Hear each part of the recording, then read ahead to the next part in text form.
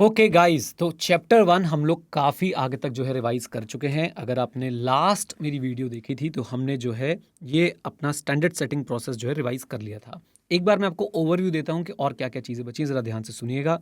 इस standard setting process के बाद क्वालिटीज़ ऑफ ऑडिटर, इसकी मैं आपको एक डेडिकेटेड वीडियो दूंगा, शायद इसी वीडियो के साथ मर्ज कर दूं, जिसमें आप क्वालिटीज़ ऑफ ऑडिटर को बहुत अच्छे से समझ नहीं पढ़ भी पाएंगे, रट भी पाएंगे, एग्जाम में लिखने के लिए तैयार भी कर पाएंगे।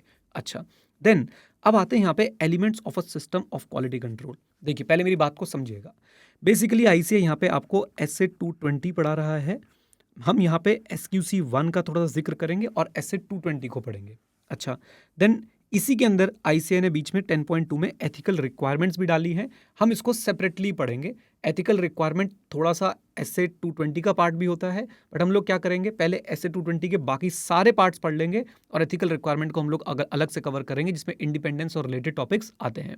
देन इसके बाद मित्रों, अच्छा, प्रोफेशनल स्केप्टिज्म भी इसमें आ जाएगा अपना एथिकल रिक्वायरमेंट में। इसके बाद मित्रों हम लोग क्या कवर करेंगे, इसके बाद हम लोग करेंगे आपका ये पूरा ऐसे 220 का ही सारी चीज़ें चल रही हैं।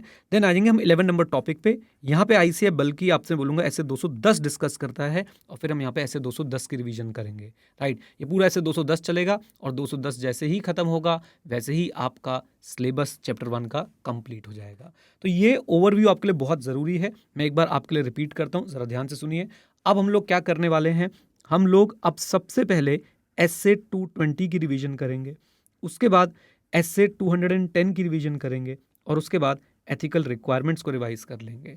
राइट, इसी के साथ साथ क्वालिटीज़ ऑफ एन ऑडिटर भी मैं आपको दे दूंगा और फिर आपका चैप्टर 1 जो है as per ICA study material हमारा कंप्लीटली रिवाइज हो जाएगा। राइट, उम्मीद करता हूं आप इन एफर्ट्स को अप्रिशिएट करेंगे। अप्रिशिएट कैसे करना है, लाइक बटन प्रेस करना है। लाइक टारगेट रखते हैं कम से कम 2000 लाइक्स का। लंबी चलती है वीडियो, धीरे धीरे करा देना। राइट, और साथ में आप लोगों से एक रिक्वेस्ट है कि आपने अपने जूनियर्स को रिकमेंड करना है एड्यू 91 के एफर्ट्स को आने वाले एग्जाम्स के लिए। और साथ में मित्रों आप लोगों के लिए क्या कर रहे हैं, एक आपके लिए स्पेशल लाइव चैनल हमने बनाया है, वहाँ पे क्वेश्चन आंसर डिस्कशन हो रहे हैं। एक आपके लिए हमने फ्री कोर्स बनाया है एड्यू 91, ये मैं आपको हर बार बताता हूँ, एड्यू 91 लाइव, ये आपको edu91.org पे मिल जाएगा। वहाँ पे आप लोगों को बहुत सारी चीज़ें मिल रही हैं, नोट्स मिल रहे हैं, क्वेश्चन बैंक मिल रहे हैं, एमसीक्यूज़ मिल रहे हैं, बहुत सारी और चीज़ें जिनसे आप अपने एग्जाम के अंदर काफ़ी सारी वैल्यू ऐड कर सकते हैं। अब चलते हैं हम लोग क्या रिवाइज करने, ऐसे 220 रिवाइज करने। और ऐसे 220 ज़रा ध्यान से सुनिएगा। ऐसे 220 से पहले मैं आपको एसक्यूसी 1 के बारे में कुछ बातें बताना चाहूँगा। अब आप समझदार बच्चे हैं, आपको पता है ऑडिटर एक तो एश्योरेंस सर्विस देता है और साथ में ऑडिटर जो है कुछ रिलेटेड सर्विस भी दे सकता है। ऑडिटर एश्योरेंस में भी आपको सबसे पहले, मेरे साथ जुड़िएगा, एश्योरेंस में भी सबसे पहले आपको ऑडिट की सर्विस दे सकता है, रिव्यू की सर्विस दे सकता है, या फिर अदर एश्योरेंस एंगेजमेंट की सर्विस दे सकता है। यहाँ pay anything other than financial information को लेके ऑडिटर जो है वो एश्योरेंस देता है। यहाँ पे फाइनेंशियल स्टेटमेंट का ऑडिट होता है या फाइनेंशियल इन्फॉर्मेशन बोल लीजिए, और यहाँ पे फाइनेंशियल इन्फॉर्मेशन का रिव्यू होता है। अब हमें पता है इन सब के लिए स्टैंडर्ड्स बने हुए हैं। बताओ, इसके लिए एसए है, इसके लिए एसआरई है, और इसके लिए क्या है, कम ऑन टेल मी, जल्दी बता दो बेटा। इसके लिए एसएई है, कम ऑन। फिर उसके बाद यहाँ पे हमारे पास एसआरएस है। अब इन हर तरह के एंगेजमेंट में क्वालिटी बनी रहे, उसके लिए आईसीआई ने क्या बनाया, उसके लिए आईसीआई ने बनाया एसक्यूसी 1। एसक्यूसी 1 का नाम क्या है, जरा ध्यान से देखिएगा, quality control for the firms that perform audit, review and other assurance and related services. देखा, नाम देखा। अब इसको नाम को इससे कनेक्ट कर पा रहे हो कि नहीं कर पा रहे हो, मुझे बता देना जरा कमेंट बॉक्स में। कमेंट बॉक्स कम्युनिटी बना देना बिल्कुल। आप बताओ, कभी इस तरीके से आपने समझा था कि नहीं समझा था बेटा। एसक्यूसी 1 क्या है, quality control for audit, review of historical financial information, other assurance engagement and related services. तो एसक्यूसी 1 का नाम यही है कि भाई क्वालिटी कंट्रोल कैसे मेंटेन करना है आपने उन फर्म्स ने जो परफॉर्म करती हैं ये सारे एंगेजमेंट। अब सुनिए, एसक्यूसी 1, अभी ध्यान सुनिएगा, एसक्यूसी 1 बेसिकली फर्म को बोलता है कि आपने एक सिस्टम ऑफ क्वालिटी कंट्रोल बनाना है जो रीजनेबल एश्योरेंस दे। याद रखिएगा, ये ऑडिट फर्म की बात हो रही है। एसक्यूसी 1 एक सीए फर्म को बोलती है कि भाई तुमने अपनी फर्म के अंदर एक सिस्टम ऑफ क्वालिटी कंट्रोल जो है वो बनाना है, ऐसा सिस्टम जो रीजनेबल एश्योरेंस दे। अब ये लाइन है ना, इस रिवीजन वीडियो के लिए, इस टॉपिक के लिए बहुत इंपॉर्टेंट है, बार बार रिपीट होंगी।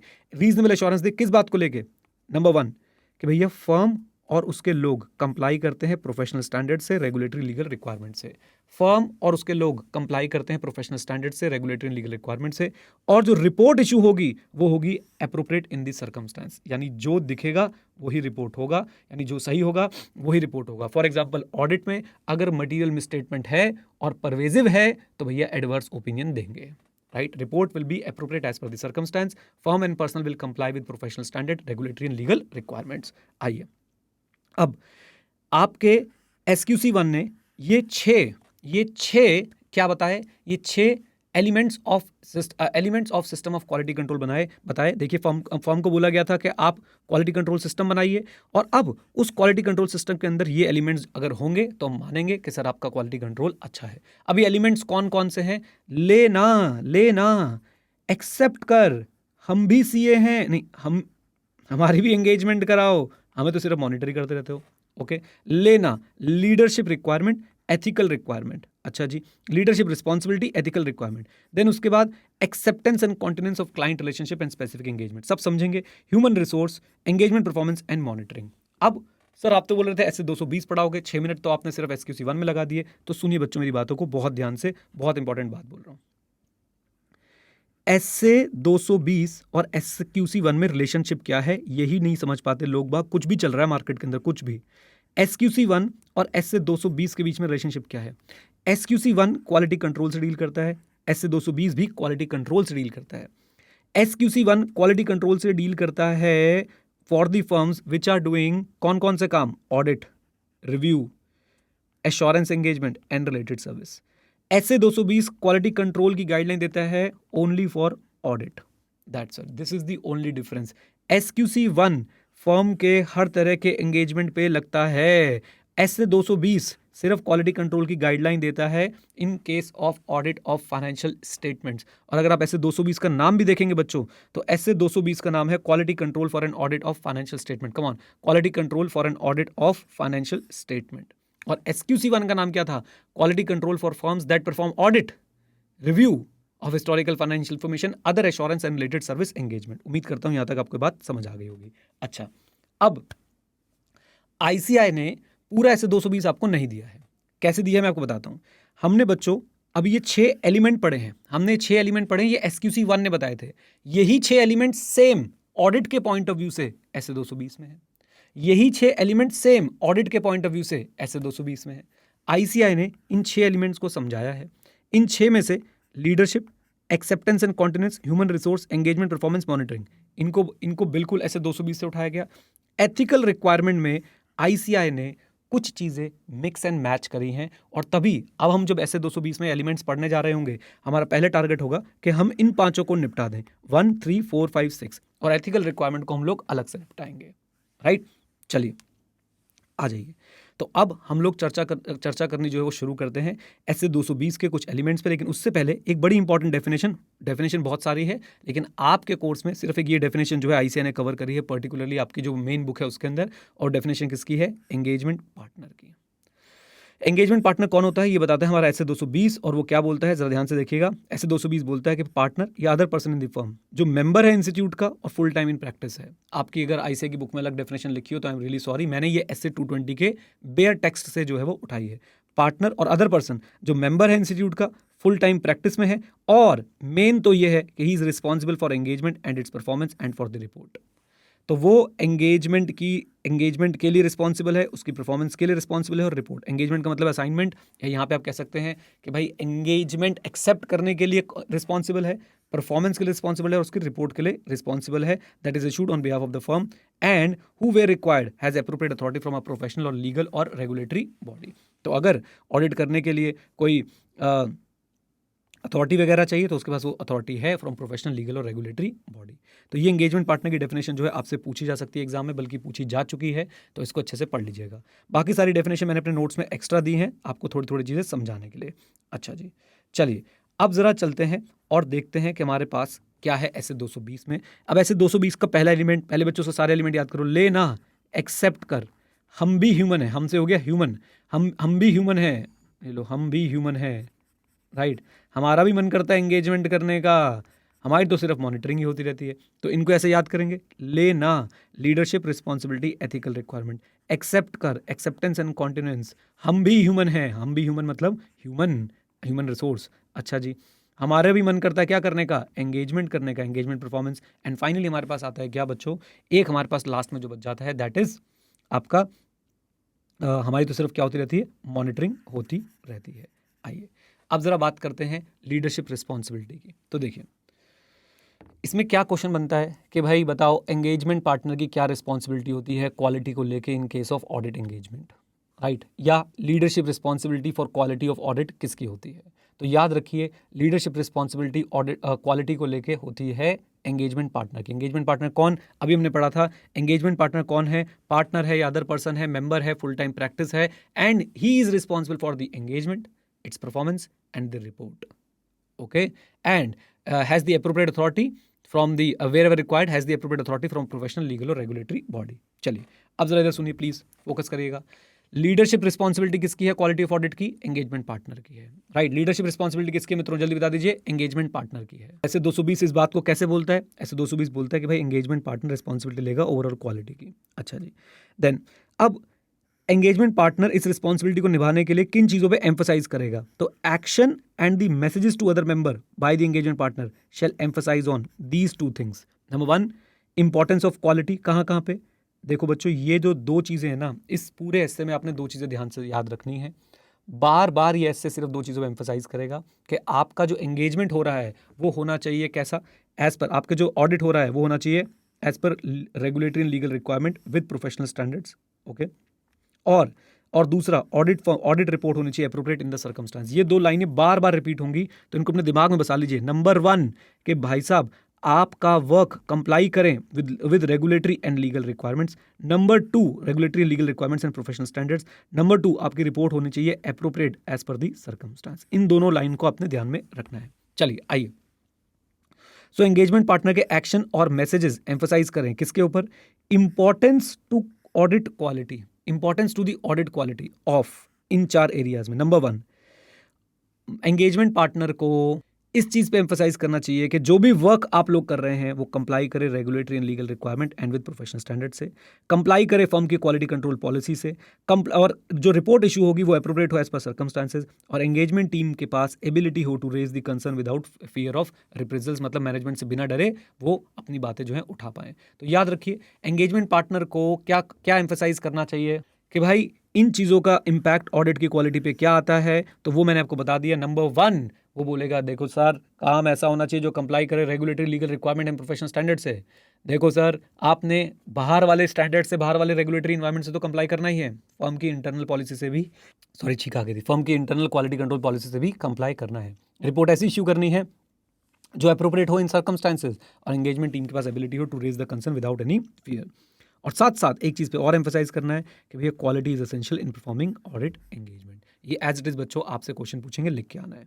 देन एथिकल रिक्वायरमेंट मैंने आपको बोला कि हम लोग अलग से कवर करेंगे। देन इसके बाद बच्चों ये आ जाता है हमारा पंचतारा क्वेश्चन, 5 स्टार, बहुत important, acceptance and continuance of client relationship and audit engagement. एक ऑडिटर एक्सेप्ट और कंटिन्यू करते समय किन चीज़ों को ध्यान में रखेगा, बच्चे कंफ्यूज होते हैं इसमें, ऐसे 210 का आंसर लिख के आ जाते हैं कि basis performance must be agreed, है ना, वो सब नहीं है भाई। ये आपसे कह रहे हैं कि एक ऑडिटर जब ऑडिट एक्सेप्ट कर रहा है तो ऑडिट एक्सेप्ट करने से पहले वो किन किन चीज़ों को जो है ध्यान में रखने वाला है। लीजिए तो ऐसे 220 क्या बोलता है, टू ऑब्टेन इन्फॉर्मेशन, हमें मार्क कर देता हूं, to obtain information before accepting an engagement. और ये इन्फॉर्मेशन क्या करती है, असिस्ट करती है, क्या करती है, असिस्ट करती है एंगेजमेंट पार्टनर को ये डिसीजन लेने में कि भाई एक्सेप्टेंस और कॉन्टिन्यूएंस एप्रोप्रिएट है या नहीं। याद रखिएगा 2 वर्ड यूज हो रहे हैं, एक्सेप्टेंस मतलब नया, कॉन्टिन्यूएंस मतलब पुराने वाला कंटिन्यू करना। सो नंबर 1 फर्म को कोई भी एंगेजमेंट एक्सेप्ट करने से पहले जो है इन्फॉर्मेशन ऑब्टेन करनी चाहिए। ये इन्फॉर्मेशन हेल्प करेगी एंगेजमेंट पार्टनर को ये डिसाइड करने में कि भाई एक्सेप्टेंस और कॉन्टिन्यूएंस एप्रोप्रिएट है या नहीं। और इन्फॉर्मेशन बच्चों बहुत इंपॉर्टेंट है, बहुत बार इस पर क्वेश्चन आया हुआ है। नंबर 1 हम क्या पूछेंगे, उनकी इंटीग्रिटी, उनकी मतलब इंटीग्रिटी किसकी, उनकी बेटा, प्रिंसिपल ओनर की मैनेजमेंट TCWG। अपनी कॉम्पिटेंसी, हमारी जो एंगेजमेंट टीम है उनकी कॉम्पिटेंसी, हमारे पास जो है necessary capability, time, resources available हैं या नहीं। अच्छा जी, देन अपनी एथिकल रिक्वायरमेंट्स, क्या हम रेलेवेंट एथिकल रिक्वायरमेंट्स को कंप्लाई कर पाएंगे या नहीं। एथिकल रिक्वायरमेंट्स अभी हम पढ़ने वाले हैं। एंड कुछ मुद्दे मतलब सिग्निफिकेंट मैटर्स जो अराइज हुए हैं ड्यूरिंग द करंट और प्रीवियस ईयर ऑडिट एंगेजमेंट, और उनका इंप्लीकेशन आता है हमारी रिलेशनशिप की कॉन्टिनेंस पे।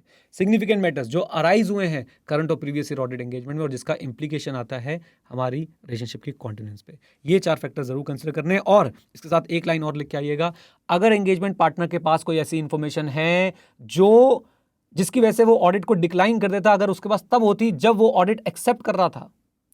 If engagement partner obtains any information that would have caused the firm to decline the engagement, if that information was available earlier, then engagement partner shall communicate that information to the firm, ताकि हम लोग जो है necessary action जल्दी से जल्दी ले पाए। लीजिए, then assignment of engagement team। देखिए, असाइनमेंट ऑफ एंगेजमेंट टीम में तो कोई बहुत ज़्यादा बात नहीं करी है इन्होंने, बल्कि ह्यूमन रिसोर्स वाले में ज़्यादा चर्चा करी है। ये SQC 1 का टेक्स्ट है, ये SQC 1 का टेक्स्ट है बच्चों। असाइनमेंट ऑफ एंगेजमेंट टीम पता है क्या है? सिर्फ इतना कि एंगेजमेंट पार्टनर को सेटिस्फाई होना चाहिए कि उसके टीम में जो लोग हैं उनके पास कॉम्पिटेंस है, कैपेबिलिटी है, ताकि जो हमारा एंगेजमेंट है वो कंप्लाई कर पाए regulatory and legal requirement and professional standard से, और जो रिपोर्ट हम इशू कर रहे हैं वो क्या हो, एप्रोप्रिएट एज पर दी सर्कमस्टांसेस। देखिए यहाँ पे आइए, और यहाँ पे बच्चों सेम बात लिखी है कि भाई फर्म को अपनी पॉलिसी एंड प्रोसीजर ऐसी बनानी चाहिए जो रीजनेबल एश्योरेंस दे कि उसके पास सफिशिएंट पर्सनल है, यानी नंबर सफिशिएंट पर्सनल है with the capability, competence and commitment to the ethical principle. एक हो गया सर नंबर, और उसके बाद साथ में होगी क्वालिटी कैसी होनी चाहिए। तो फर्म को HR पॉलिसी ऐसी बनानी चाहिए कि उसको फर्म को HR पॉलिसी ऐसी बनानी चाहिए कि भैया उसको रीजनेबल एश्योरेंस मिल पाए कि उसके पास सफिशिएंट पर्सनल है with proper capability, competence and commitment to ethical principle, जिनकी वजह से फिर से वही बात, एंगेजमेंट परफॉर्म हो सकता है इन accordance with professional standard, regulatory and legal requirements, और साथ में जो रिपोर्ट इशू होगी वो होगी एप्रोप्रिएट एज पर दी सर्कमस्टेंस। अब वो पॉलिसी एंड प्रोसीजर में क्या क्या इशूज को हमने एड्रेस करना है, बहुत सिंपल है। रिक्रूटमेंट होगी, फिर परफॉर्मेंस इवैल्यूएशन होगा, फिर आपकी और परफॉर्मेंस एवेल्युएशन में क्या क्या चेक होता है, आपकी कैपेबिलिटी, कॉम्पिटेंस, करियर डेवलपमेंट। अगर सब कुछ सही रहा प्रमोशन होगा, कॉम्पनसेशन मिलेगी, और साथ में अगर सही नहीं हुआ तो भाई सब देखा जाएगा और कितने लोग चाहिए। ये मेमोरी टेक्निक की तरह मैंने यूज़ किया था, अदरवाइज सिंपली आपको वर्ड्स याद रखने हैं। Recruitment, performance evaluation, capability, competence, career development, compensation, promotion and estimation of personal need, right. इन चीज़ों को क्या होगा, जब आप इन चीज़ों को पॉलिसी प्रोसीजर बनाते हैं तो आपको पता चलता है आपको कितने लोग चाहिए और कैसे लोग चाहिए, नंबर और साथ में characteristic of the individual required. अच्छा जी, देन याद रखिएगा एक बात, फर्म की जो रिक्रूटमेंट प्रोसेस है उसमें जरूर ध्यान रखना है कि भाई हम उन्हीं इंडिविजुअल्स को सिलेक्ट करें, individuals of integrity as well as capacity to develop the capability and competence. Okay, तो ये भी बहुत इंपॉर्टेंट है कि while selecting the individuals the firm should focus that they are selecting the individuals with integrity and the capability and the capacity to develop the capability and the competence necessary to perform the engagement work। लीजिए sir, अब बात करते हैं एक और element की। देखिए कितने सारे एलिमेंट थे हमारे पास, leadership requirement, ethical requirement, leadership responsibility, बल्कि लीडरशिप रिस्पॉन्सिबिलिटी, एथिकल रिक्वायरमेंट, फिर acceptance and continence of client relationship, then हमारे पास था ह्यूमन रिसोर्स, और उसके बाद है एंगेजमेंट परफॉर्मेंस और मॉनिटरिंग। बस अब एंगेजमेंट परफॉर्मेंस रिवाइज करेंगे, फिर क्या रिवाइज करेंगे बेटा, मॉनिटरिंग रिवाइज करेंगे। लीजिए यहाँ पे दोनों लिखे, एंगेजमेंट परफॉर्मेंस, और उसके बाद आ जाएगा हमारे पास मॉनिटरिंग, और उसके बाद ये वाला एसए का हमारा जो रेलेवेंट काम है वो खत्म, फिर एथिकल रिक्वायरमेंट्स और एसए 210 बच जाएंगे। सबसे पहले तो एक बेसिक बात समझ लीजिए, एंगेजमेंट परफॉर्मेंस का मतलब क्या है बेटा। एंगेजमेंट परफॉर्मेंस का मतलब है कंडक्टिंग एन ऑडिट। तो आपका ऑडिट कंडक्ट करने के लिए भी आपके पास ऐसी पॉलिसीज एंड प्रोसीजर्स एस्टैब्लिश्ड करनी है फर्म ने जो फिर से वही बातें रीजनेबल एश्योरेंस दे कि भाई साहब जो एंगेजमेंट हो रहा है वो इन accordance with professional standard, regulatory and legal requirement हो रहा है, और जो रिपोर्ट इशू होंगी वो एप्रोप्रिएट एज पर सर्कमस्टेंस होंगी। ये तो हर जगह आपको मिलेगा। मैं फिर बोल देता हूँ, एंगेजमेंट परफॉर्मेंस का मतलब है परफॉर्मेंस ऑफ ऑडिट। तो परफॉर्मेंस ऑफ ऑडिट ऐसा होना चाहिए जिससे आपको रीजनेबल एश्योरेंस मिले, आपके पास ऐसी पॉलिसी एंड प्रोसीजर होनी चाहिए परफॉर्मेंस ऑफ ऑडिट को लेके जिससे आपको रीजनेबल एश्योरेंस मिले कि जो एंगेजमेंट हो रहा है वो इन accordance with professional standard and legal and regulatory requirements हो रहा है, और साथ में एप्रोप्रिएट है एज पर दी सर्कमस्टेंस। अच्छा जी, चलिए जरा अब आ जाइए आगे। अब देखिए सारी बातें जो हैं यहां पे लिख दी, और उसके बाद क्या करेंगे, कहेंगे जी एंगेजमेंट परफॉर्मेंस के लिए आपको पॉलिसी एंड प्रोसीजर बनानी चाहिए जिससे कि कंसिस्टेंसी आए इन दी क्वालिटी ऑफ एंगेजमेंट। और ये कैसे हो सकता है, आप जब मैनुअल्स बनाते हैं, सॉफ्टवेयर्स बनाते हैं, बेसिकली जब आप डॉक्यूमेंटेशन करते हैं, स्टैंडर्डाइजेशन करते हैं, राइट। सो आपकी policy and procedure engagement performance की ऐसी हो जिससे कंसिस्टेंसी आए क्वालिटी ऑफ एंगेजमेंट में, आपकी ये चीज़ कैसे अचीव कर सकते हैं? आप रिटन और इलेक्ट्रॉनिक मैनुअल और सॉफ्टवेयर से, और साथ साथ में other form of standardise documentation से, जैसे कि हो सकता है कि आप गाइडेंस मटेरियल वगैरह भी डेवलप करें। अब एंगेजमेंट परफॉर्मेंस में कौन कौन से मैटर कंसिडर करने होते हैं, ये देखिए, ये हैं लगभग वो 6 मैटर जिनको हमें कंसिडर करना होता है। नंबर 1, एंगेजमेंट टीम्स को ब्रीफ कैसे करा जाएगा। हाँ जी, एंगेजमेंट टीम को ब्रीफ कैसे करा जाएगा। How engagement teams are brief on the engagement to obtain understanding of the objective of their work. Okay. Number 2, process of complying with engagement standard, कैसे जो है एंगेजमेंट स्टैंडर्ड से कंप्लाई करने के लिए आपने क्या प्रोसेस बनाया है। फिर नंबर 3, एंगेजमेंट की सुपरविजन, ट्रेनिंग और कोचिंग कैसे होगी। एंगेजमेंट टीम की सुपरविजन, ट्रेनिंग और स्टाफ ट्रेनिंग और कोचिंग जो है वो कैसे होने वाली है। अच्छा, 3 बातें। नंबर 1, एंगेजमेंट टीम को ब्रीफ कैसे किया जाएगा, हमारे प्रोसेस क्या है to comply with engagement standard, हमारे प्रोसेस क्या है for engagement supervision, staff training and coaching. साथ साथ में हम लोग रिव्यू कैसे करेंगे वर्क परफॉर्म्ड को, हम लोग रिव्यू कैसे करेंगे वर्क परफॉर्म को, सिग्निफिकेंट जजमेंट को, and form of the audit report being issued को। एंड साथ साथ में एप्रोप्रिएट डॉक्यूमेंटेशन के लिए हमने क्या प्रोसेस बनाया है, उसके रिव्यू के लिए हमने क्या प्रोसेस बनाया है, appropriate documentation of the work perform and of the timing and the extent of the review, and process to keep all the policy and procedure updated. हमने जो भी प्रोसेस, जो भी हमने पॉलिसी प्रोसेस बनाए हैं उन्हें हम अपडेटेड कैसे रखेंगे। तो याद रखिए 6 मैटर एड्रेस करने होते हैं एंगेजमेंट परफॉर्मेंस पे। नंबर 1, एंगेजमेंट टीम को ब्रीफ कैसे करेंगे, हम कैसे ये एश्योर करेंगे कि हम कंप्लाई कर रहे हैं अपने एंगेजमेंट स्टैंडर्ड से, हम कैसे ये एश्योर कर रहे हैं कि सुपरविजन प्रॉपर होगा, स्टाफ ट्रेनिंग होगी, कोचिंग होगी, कैसे ये एश्योर कर रहे हैं कि भाई work perform, significant judgement and form of audit review, form of audit report review होगी, and finally audit documentation appropriate होगी। उसके बाद क्या है कि भाई उसका एक्सटेंट जो है वो प्रॉपर होगा, मतलब nature time, basically audit documentation जो है वो अप्रोप्रिएट होगी एज पर द सर्कमस्टांस, उसका रिव्यू जो है वो टाइमली हुआ करेगा, एंड साथ साथ में processes to keep all the policy and procedure current. और नीचे मैंने आपको इसका क्वेश्चन भी बता दिया कि क्वेश्चन जो है इसमें से कैसे पूछते हैं। चलिए अब चलते हैं आखिरी एलिमेंट पे, और वो क्या है, मॉनिटरिंग। मॉनिटरिंग का यहाँ पे मतलब क्या है, जरा ध्यान सुनिएगा मैं क्या बोलना चाहता हूँ। देखिए, मॉनिटरिंग में फर्म ये एश्योर करती है, फर्म इस बात की रीजनेबल एश्योरेंस ऑब्टेन करती है कि भैया जो उसकी क्वालिटी कंट्रोल पॉलिसीज हैं एंड प्रोसीजर हैं वो एक्चुअली में कंप्लाई किए भी गए या नहीं किए गए।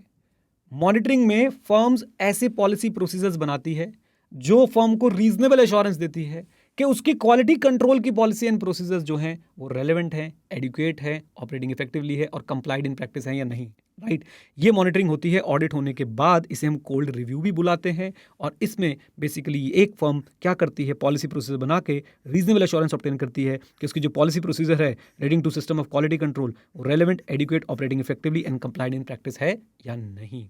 राइट, लीजिए अब इससे, इस मॉनिटरिंग कंप्लाइंस से, इस मॉनिटरिंग से हम लोग क्या क्या इवैल्यूएट कर पाते हैं। तो ये क्वेश्चन बच्चों बहुत इंपॉर्टेंट है, वेट कर रहा है आपके लिए आपके एग्जाम में आने का, कि भाई मॉनिटरिंग कंप्लाइंस से ये जो मॉनिटरिंग एलिमेंट है ऐसे 220 का, आप उनसे क्या क्या चीजें इवैल्यूएट कर पाते हैं। तो देखिए, monitoring compliance with quality control is to provide an evaluation of 1 2 3 4। Number 1 कि क्या हमने professional standard, regulatory and legal requirements follow कर पाए या नहीं कर पाए।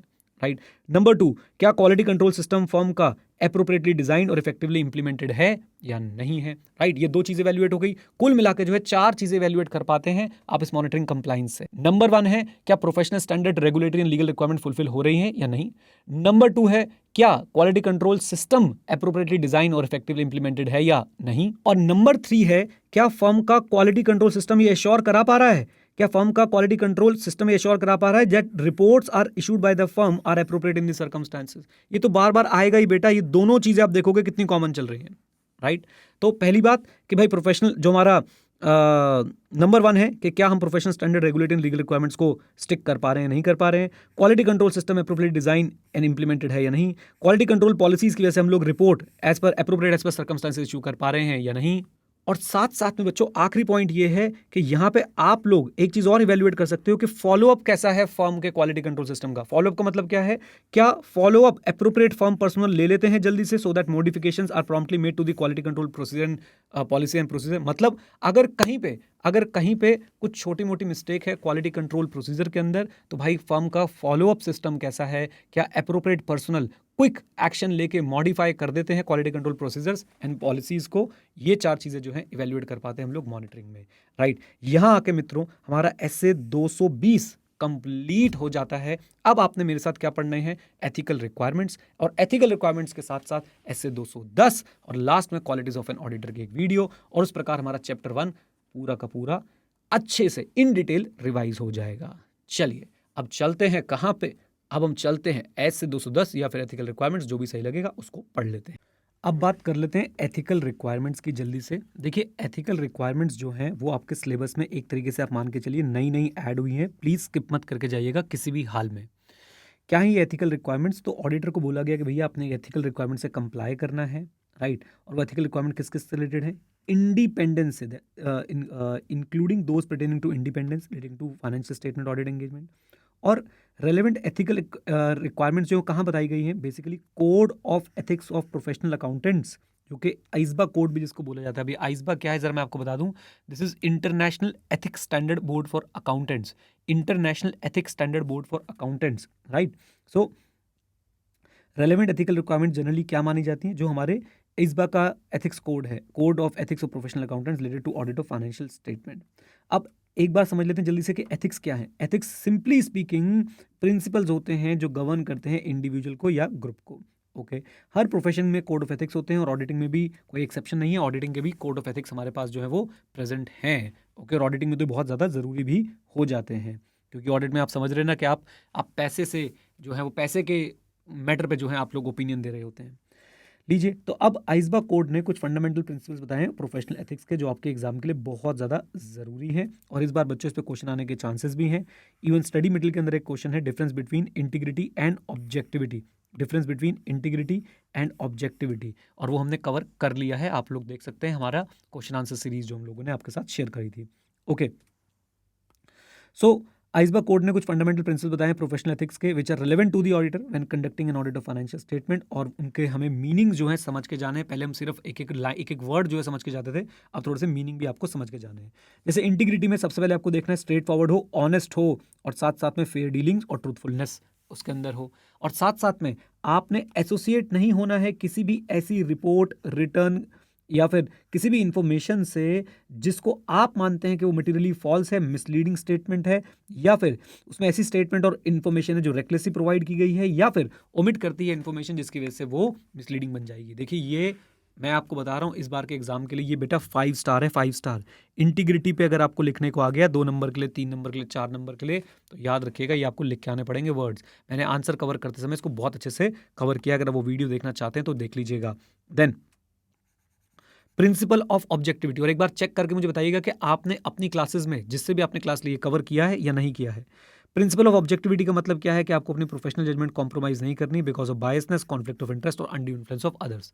प्रोफेशनल कॉम्पिटेंस क्या है कि आपको प्रोफेशनल नॉलेज मेंटेन करनी है, याद रखिएगा अटेन तो कर ली थी, मेंटेन करनी है अपनी professional knowledge which is required to render the professional services based on the current, यानी अपडेटेड रखनी है, current technical and professional standard and legislation, and you have to act diligently. Diligently का मतलब क्या होता है? You have to act carefully, thoroughly and timely basis. Come on, carefully, thoroughly and timely basis, CTT, ये बात आपने याद रखनी है। कॉन्फिडेंशियलिटी, आपके पास जो इन्फॉर्मेशन आई है during the course of audit उसको आपने किसी को बताना नहीं है। 2 एक्सेप्शन है। एक्सेप्शन क्या है? नंबर 1 रिक्वायर्ड बाय, हाँ जी number 1 required by law, and number 2 जल्दी बोल दो बेटा, number 1 required by law, and number 2 जल्दी बोल दो, नंबर 2 मेरे दिमाग में इसमें प्लानिंग वाले चैप्टर की कुछ बात चल रही है, रिक्वायर्ड बाय लॉ, और नंबर 2 अलाउड बाय क्लाइंट। चलिए जी, इसके बाद कॉन्फिडेंशियलिटी पे बच्चों हम चर्चा करेंगे। कॉन्फिडेंशियलिटी पे कि कॉन्फिडेंशियलिटी हमने कर लिया है। प्रोफेशनल बिहेवियर, आपका बिहेवियर प्रोफेशनल होना चाहिए। You should not bring discredit to the profession. It requires an auditor to comply with relevant law and regulation and avoid conduct that he knows or should know might discredit the profession, right. तो ये है integrity, objectivity, professional competence, due care, confidentiality, professional behaviour. ये मैंने आपको याद भी करा दी थी अच्छे तरीके से। अब हमारा अगला टॉपिक आएगा मित्रों, कौन सा? इंडिपेंडेंस।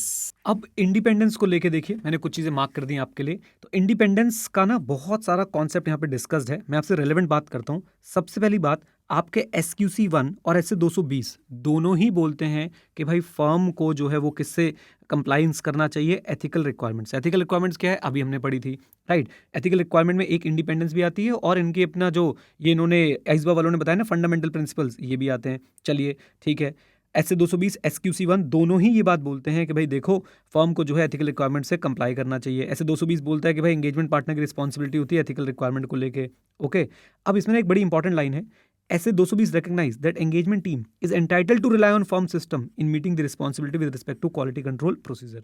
ये इंपॉर्टेंट लाइन ना क्या बताऊं कि इंपॉर्टेंट एग्जाम के पॉइंट ऑफ व्यू से होते हैं, लेकिन आईसीएस की बहुत डिटेल में गया नहीं है।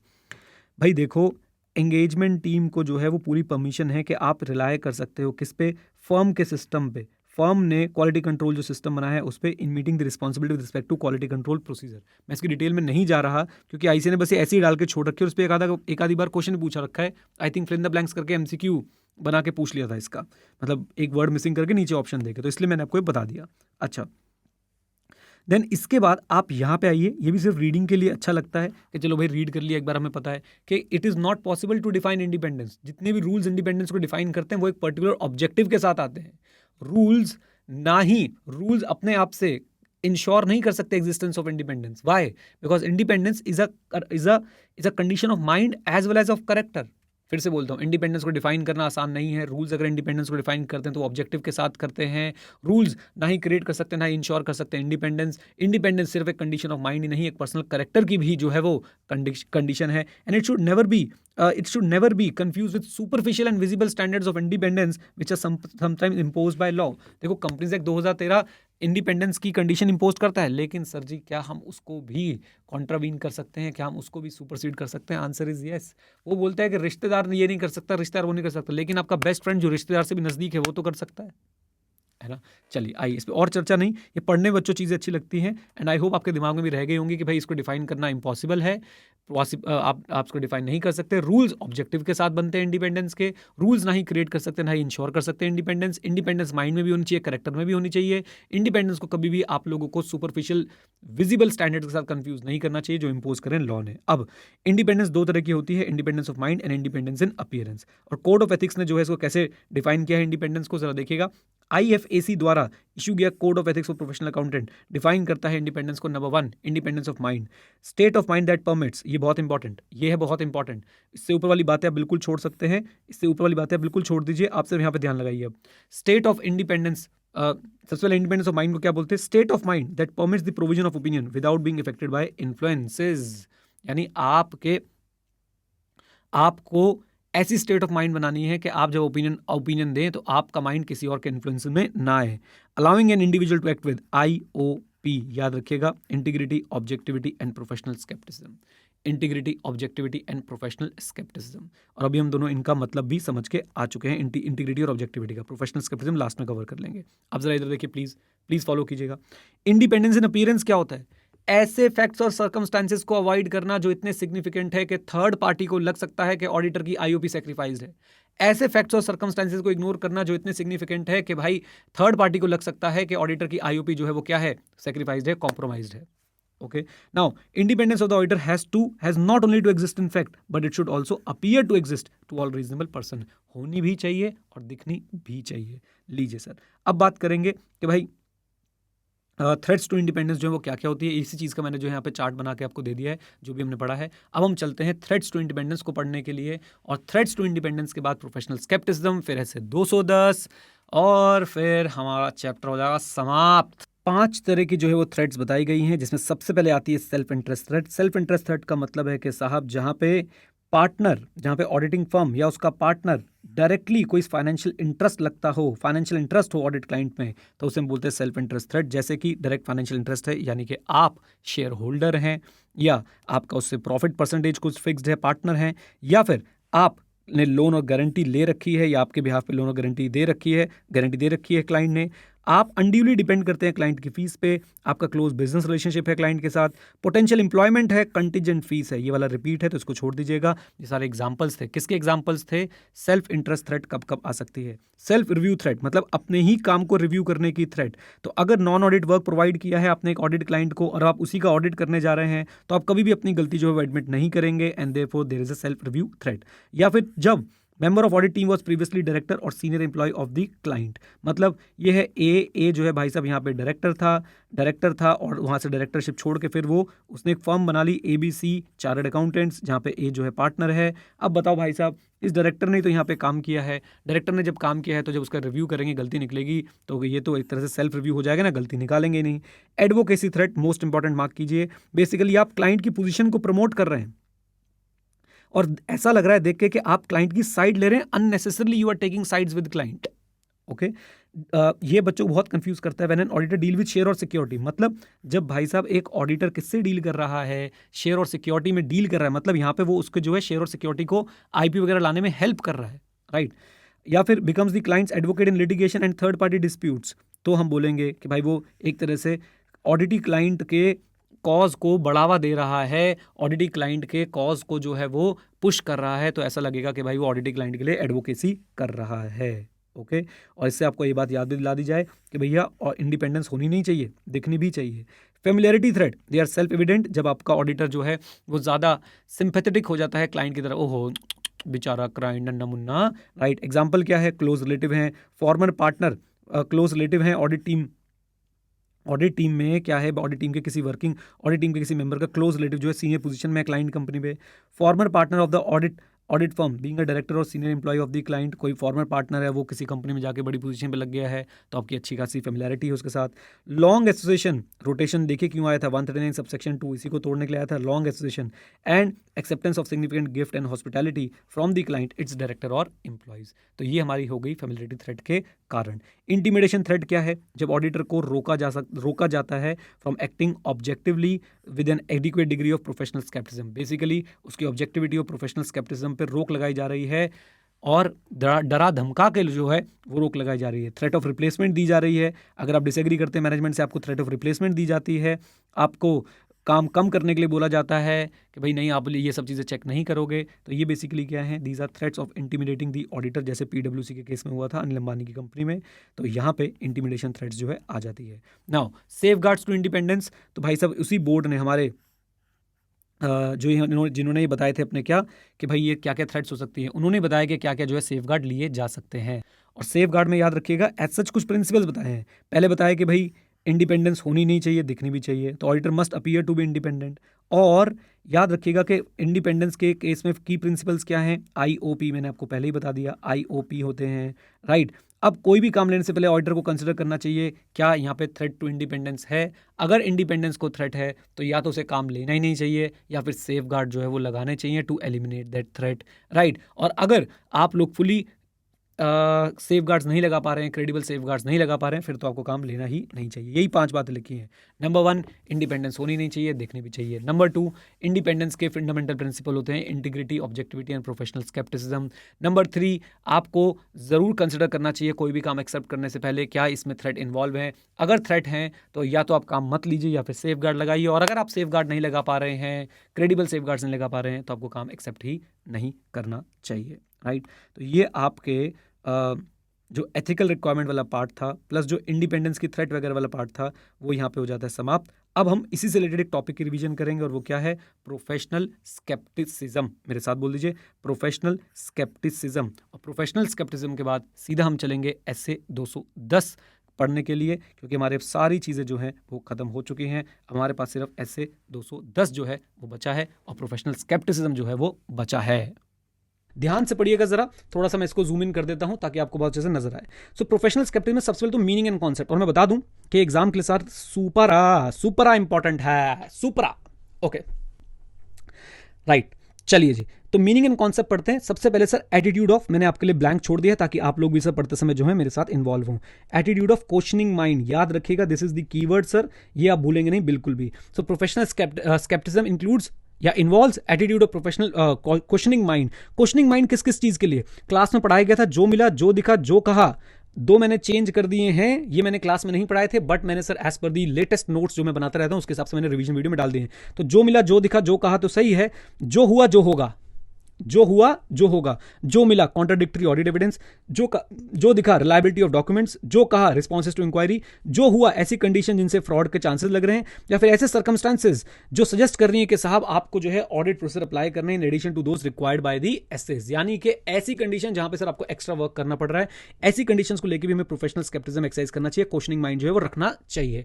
ऐसी कंडीशन जो सर फ्रॉड की तरफ इशारा कर रही है, ऐसी कंडीशंस के लिए भी हमें प्रोफेशनल स्केप्टिसिज्म रखना चाहिए, राइट। सो क्वेश्चनिंग माइंड, जो मिला जो दिखा जो कहा, जो हुआ जो होगा।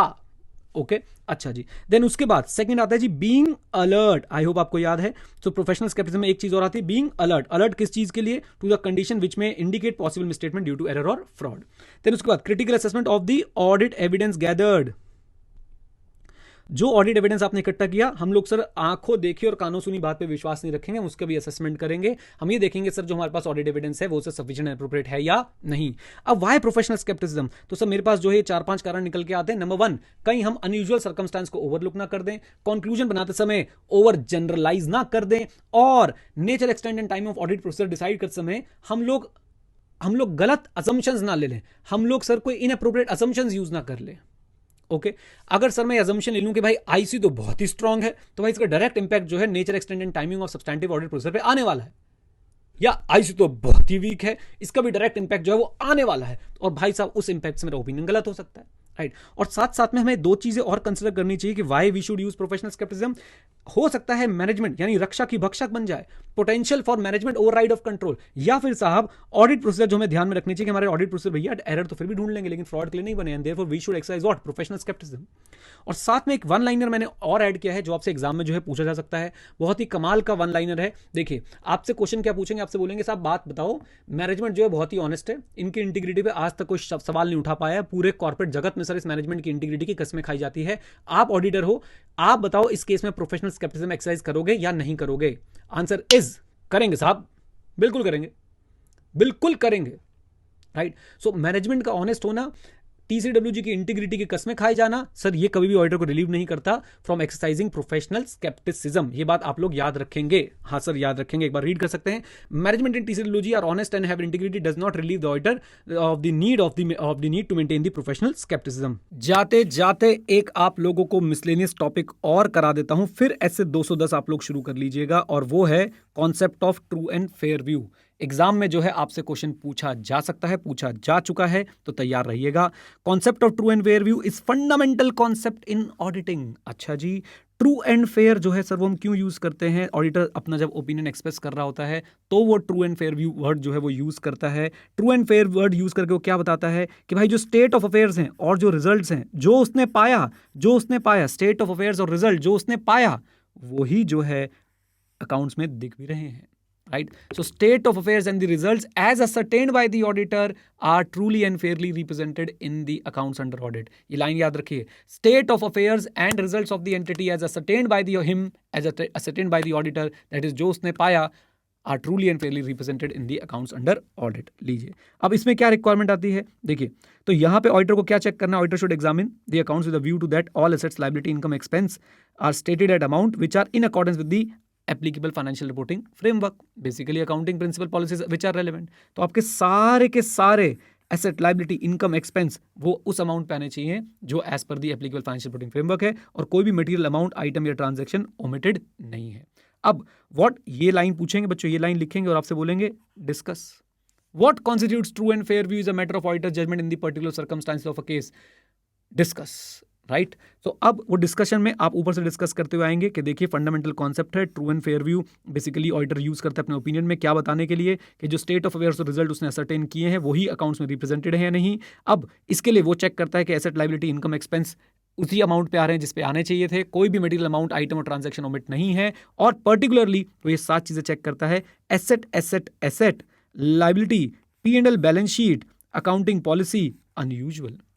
एसेट जो है ना ही अंडर वैल्यू ना ही ओवर वैल्यू है, कोई भी एसेट ओमिटेड नहीं है, कोई भी एसेट पे अगर चार्ज है तो प्रॉपर्ली डिस्क्लोज्ड है, लायबिलिटी कोई भी ओमिट नहीं है, profit and loss of balance sheet जो है सारे मैटर डिस्क्लोज करते हैं which are required to be disclose, accounting policy consistently follow हो रही है, और कोई usual, unusual, exceptional, non recurring item जो है वो डिस्क्लोज किया गया है सेपरेटली। छोटा सा कॉन्सेप्ट था, कवर कर लिया। अब शांति से ऐसे 210 देखिए, उसके साथ के क्वेश्चन कीजिए, और फिर इसी चैप्टर के सारे क्वेश्चन में डिस्कस कर दिए हैं यूट्यूब पे, वो देखिए, आपका चैप्टर फिनिश। ओके चलिए, all the best, let's start ऐसे 210 ऐसे 210। उम्मीद करता हूं नाम सबको पता है, और नाम क्या है बेटा इसका, agreeing the terms of audit engagement. Come on, agreeing the terms of audit engagement. अच्छा, तो ये बिल्कुल आपने ध्यान रखना है सर। एसे का नाम जो है, कई बार बच्चे पूछते हैं एसे का नाम मैं याद करूं या ना करूं, तो मैं आपको बोलूंगा कि सर बिल्कुल बिल्कुल बिल्कुल एसे का नाम याद करना है आपको। ऐसे 210, agreeing the terms of an audit engagement. सबसे पहले सर हम लोग क्या देखते हैं, इस ऐसे का ऑब्जेक्टिव। क्लास आपसे पेपर में नहीं पूछेंगे, बट पता होना चाहिए इस ऐसे का बेसिक ऑब्जेक्टिव ये है कि सर ऑडिटर एक्सेप्ट और कंटिन्यू कब करे एंगेजमेंट को, एंगेजमेंट मतलब ऑडिट असाइनमेंट को कब वो एक्सेप्ट या कंटिन्यू करे। जब बेटा एक्सेप्ट वर्ड यूज होता है तो वो बात हो रही है एक न्यू ऑडिट असाइनमेंट की, और जब कंटिन्यू वर्ड यूज हो रहा है बेटा तो बात हो रही है एक एग्जिस्टिंग क्लाइंट की। कम ऑन, एक एग्जिस्टिंग क्लाइंट की जिसके आप पहले से ऑडिटर हैं। So accept and continue an audit only when, अब बहुत इंपॉर्टेंट है, ओनली व्हेन, कब हम एक्सेप्ट और कंटिन्यू करेंगे, जब बेसिस ऑफ परफॉर्मेंस अग्री हो जाएगा। मेरे साथ, जब बेसिस ऑफ परफॉर्मेंस अग्री हो जाएगा। कम ऑन, जब बेसिस ऑफ परफॉर्मेंस अग्री हो जाएगा। अब क्वेश्चन उठता है कि बेसिस ऑफ परफॉर्मेंस जो है अग्री कैसे होगा। बेसिस ऑफ परफॉर्मेंस एग्री तब होगा when there will be common understanding, मेरे साथ, when there will be common understanding of terms of engagement between, ये कौन है बेटा, ऑडिटर है, एंड ये मैडम कौन है, ये हमारी मैनेजमेंट है, राइट। सो ऑडिटर एक्सेप्ट और कंटिन्यू तभी करेगा जब कॉमन अंडरस्टैंडिंग होगी on terms of engagement between the auditor and management. Consensus at item, I hope आप लोगों ने पढ़ा है, same thing in the same manner, very good. चलिए इसके बाद सर हम बात करते हैं सेकंड चीज क्या होगी। एक तो कॉमन अंडरस्टैंडिंग होनी चाहिए और प्री कंडीशंस जो है वो चेक करनी पड़ेंगी कि प्री कंडीशंस प्रेजेंट है या नहीं है। अगर प्री कंडीशन प्रेजेंट नहीं है तो ऑडिटर जो है भाई साहब इस ऑडिट को एक्सेप्ट नहीं करेगा, अगर पुराना ऑडिटर है तो कंटिन्यू नहीं करेगा। तो दो कीवर्ड याद रख लीजिए, common understanding and preconditions must be present. If preconditions are not there then sir हम लोग ऑडिट को एक्सेप्ट नहीं करेंगे unless required by law or regulation. अब प्री कंडीशन एग्जिस्ट करती है नहीं, ये चेक करने के लिए हमें क्या करना पड़ेगा, सिर्फ और सिर्फ दो बातें। नंबर वन, सबसे पहले हम देखेंगे हमारा जो एफआरएफ है वो एक्सेप्टेबल है या नहीं। जिन बच्चों को एफआरएफ की नॉलेज नहीं है वो प्लीज एक काम करें, हमारी पुरानी एसए 200 की वीडियो देखें और वहां से आपको एफआरएफ का ज्ञान मिल जाएगा। तो सबसे पहले प्री कंडीशन में ऑडिटर चेक करता है कि भाई एफआरएफ जो है वो एक्सेप्टेबल है या नहीं, और उसके बाद वो मैनेजमेंट से एक एग्रीमेंट ऑब्टेन कर लेता है कि मैनेजमेंट मानती है और जानती है, कम ऑन, मैनेजमेंट मानती है और जानती है अपनी responsibility. PPFS, DIMIC, I hope ये आपको याद है, what is PPFS, preparation and presentation of financial statement, what is DIMIC, design implementation and maintenance of internal control, and then उसके बाद हमारे पास आता है all info, additional info, and unrestricted access to those within the entity from whom auditor considered necessary to obtain audit evidence, right?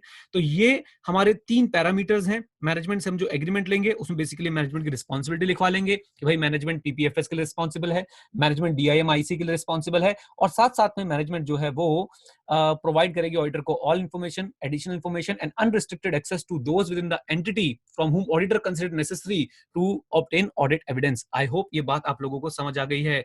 ये इस ऐसे का first part है जो जनरली जो है आपसे पूछा नहीं जाता एग्जाम में, बस इसमें से कुछ इंपॉर्टेंट चीज बताऊं तो याद रखिएगा।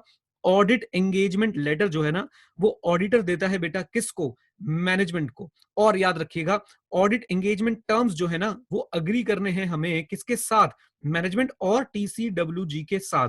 कई बार ये क्वेश्चन एग्जाम में आता है और यहाँ पे साथ में ऑडिट कमेटी लिखा होता है। ऑडिट कमेटी सर मेरे हिसाब से सही आंसर नहीं है, मैनेजमेंट और टीसीडब्ल्यूजी सही आंसर है। मैं आपके साथ वो क्वेश्चन अभी डिस्कस भी कर लूंगा, बिल्कुल भी चिंता मत कीजिए। यहां तक का कॉन्सेप्ट अगर आपको क्लियर है तो हम आगे बढ़ सकते हैं। जल्दी से बता दीजिए क्या ये आपको बातें समझ आ गई जो हमने इतना सारा जो रायता फैलाया। कम ऑन, बहुत ही बढ़िया। भव्या, शिवानी, वैभव, तुषार, शिवेश, राघव, बहुत बढ़िया। आकांक्षा, महेंद्र, मयंक, राहुल, राज, बहुत बढ़िया, शाबाश बच्चों। चलो अब आगे चलते हैं और सर बात करने की कोशिश करते हैं। अब आते हैं बहुत इंपॉर्टेंट मुद्दे पे, audit engagement letter. Obviously it should be in writing, true false बन सकता है यहाँ पे। It must specify the scope of work, काम कितना होना है ये सर पहले से जो हमें पता होना चाहिए। एंड जैसा कि मैंने बताया, send by the audit to his client. अच्छा, इसमें भी कई बच्चे कंफ्यूज रहते हैं कि भाई ऑडिट एंगेजमेंट लेटर मैनेजमेंट भेजती है या ऑडिटर भेजता है। आंसर इज ऑडिटर भेजता है। मैनेजमेंट अपॉइंटमेंट की इन्फॉर्मेशन भेजती है। अगर आपने कंपनी ऑडिट पढ़ा होगा तो ऑडिटर को अपॉइंट करने के बाद उसकी इंटीमेशन जो ऑडिटर को भेजने का काम है मैनेजमेंट का, एज पर सेक्शन 139 सबसेक्शन 1। अब आप कनेक्ट कर सकते हैं इस बात को। लेकिन sir audit engagement letter, auditor क्या करेगा, उसी एंगेजमेंट को क्या करने वाला है, ऑडिटर उसी एंगेज जो मैनेजमेंट ने भेजा होगा उसी को बोल देगा कि सर हम भी आपका एंगेजमेंट एक्सेप्ट कर रहे हैं, प्रोवाइडेड 1 2 3 4 5 6 7 8 सारी की सारी चीजें। माइंड मैप आप लोगों को मिल जाएगा, बिल्कुल चिंता मत कीजिए। माइंड मैप मैं आप लोगों को अवेलेबल करा दूंगा किसी ना किसी तरीके से। आप लोगों ने अगर टेलीग्राम चैनल ज्वाइन नहीं रखा तो वो ज्वाइन कर लो, वहां पे डाल दूंगा अभी। अच्छा जी, देन उसके बाद हाँ जी, ऑडिट एंगेजमेंट लेटर में आता क्या क्या है बेटा, इसको, इस क्वेश्चन को मैं नाम देना चाहूंगा त्रिवेदी क्वेश्चन। और त्रिवेदी आप सबको पता है बेटा, सब मर जाएंगे सिर्फ कौन बच जाएगा, त्रिवेदी। एक बार दोनों दोनों हाथे हवा में लहरा लीजिए, दोनों हाथों को हवा में लहरा लीजिए और बोलिए आएगा आएगा आएगा। This is the most important question. इस एसए से सर हमारे पास 2 मेजर क्वेश्चन बन सकते हैं और 2-3 माइनर क्वेश्चन बन सकते हैं, हम सारे डिस्कस कर लेंगे, लेकिन सर ये पहला मेजर क्वेश्चन है, इसको कोई मिस नहीं करेगा। और वाकई में त्रिवेदी बोल लो, नागिन बोल लो, ट्रिपल ए बोल लो, कुछ भी बोल लो, इसकी रेटिंग सर बहुत जबरदस्त है। ओके, सो बेसिकली आपसे पूछ रहे हैं कि भाई ऑडिट एंगेजमेंट लेटर में होगा क्या क्या, ऑडिट एंगेजमेंट लेटर का कंटेंट क्या क्या होगा। तो सबसे पहले हम लोग लिखेंगे मित्रों क्या, objective and scope of audit. हाँ जी, objective and scope of audit. उसके बाद ऑडिटर की रिस्पॉन्सिबिलिटी, उसके बाद मैनेजमेंट की रिस्पॉन्सिबिलिटी, उसके बाद identification of AFRF, and then last वाले बच्चे जनरली भूल जाते हैं, ध्यान से सुनिएगा, ध्यान से सुनिएगा गाइस, ध्यान से सुनिएगा, प्लीज फोकस करिएगा। इसका कनेक्शन आप ऐसे 260 से भी बना सकते हैं, लेकिन अभी के लिए प्लीज ध्यान सुनिएगा। Reference to expected form and content, हम ऑडिटर जो है एंगेजमेंट लेटर में ही फॉर्म एंड कंटेंट पे रेफरेंस दे देगा कि मेरी ऑडिट रिपोर्ट का फॉर्मेट क्या होगा और उसका कंटेंट क्या होगा। और आपको पता है ऑडिट रिपोर्ट का फॉर्मेट और कंटेंट कहां पे लिखा होता है, फॉर्मेट कहां पे है, कौन से एसए में। कम ऑन गाइस, मुझे चैट में आंसर चाहिए, मुझे चैट में आंसर चाहिए। वेरी गुड महेंद्र, शाबाश, रिएक्शन टाइम धोनी से भी कम, मुर्तजा, मयंक, बहुत ही बढ़िया, एसए 700 में, यस वेरी गुड। तो भाई साहब ऑडिटर पहले ही बोल देगा मेरी जो रिपोर्ट है उसका फॉर्मेट और कंटेंट कहां से आने वाला है, एसए 700 से आने वाला है। मेरी जो रिपोर्ट है उसका फॉर्मेट और कंटेंट कहां से आने वाला है, एसए 700 से आने वाला है। और साथ में एक स्टेटमेंट भी देगा कि साहब all the format and content बता तो दिया, लेकिन एक स्टेटमेंट भी दे रहा हूं कि कुछ सर्कमस्टेंसेस हो सकते हैं जिसमें रिपोर्ट जो है डिफर कर सकती है अपने एक्सपेक्टेड फॉर्म और कंटेंट से। SA 705, SA 706, SA 701।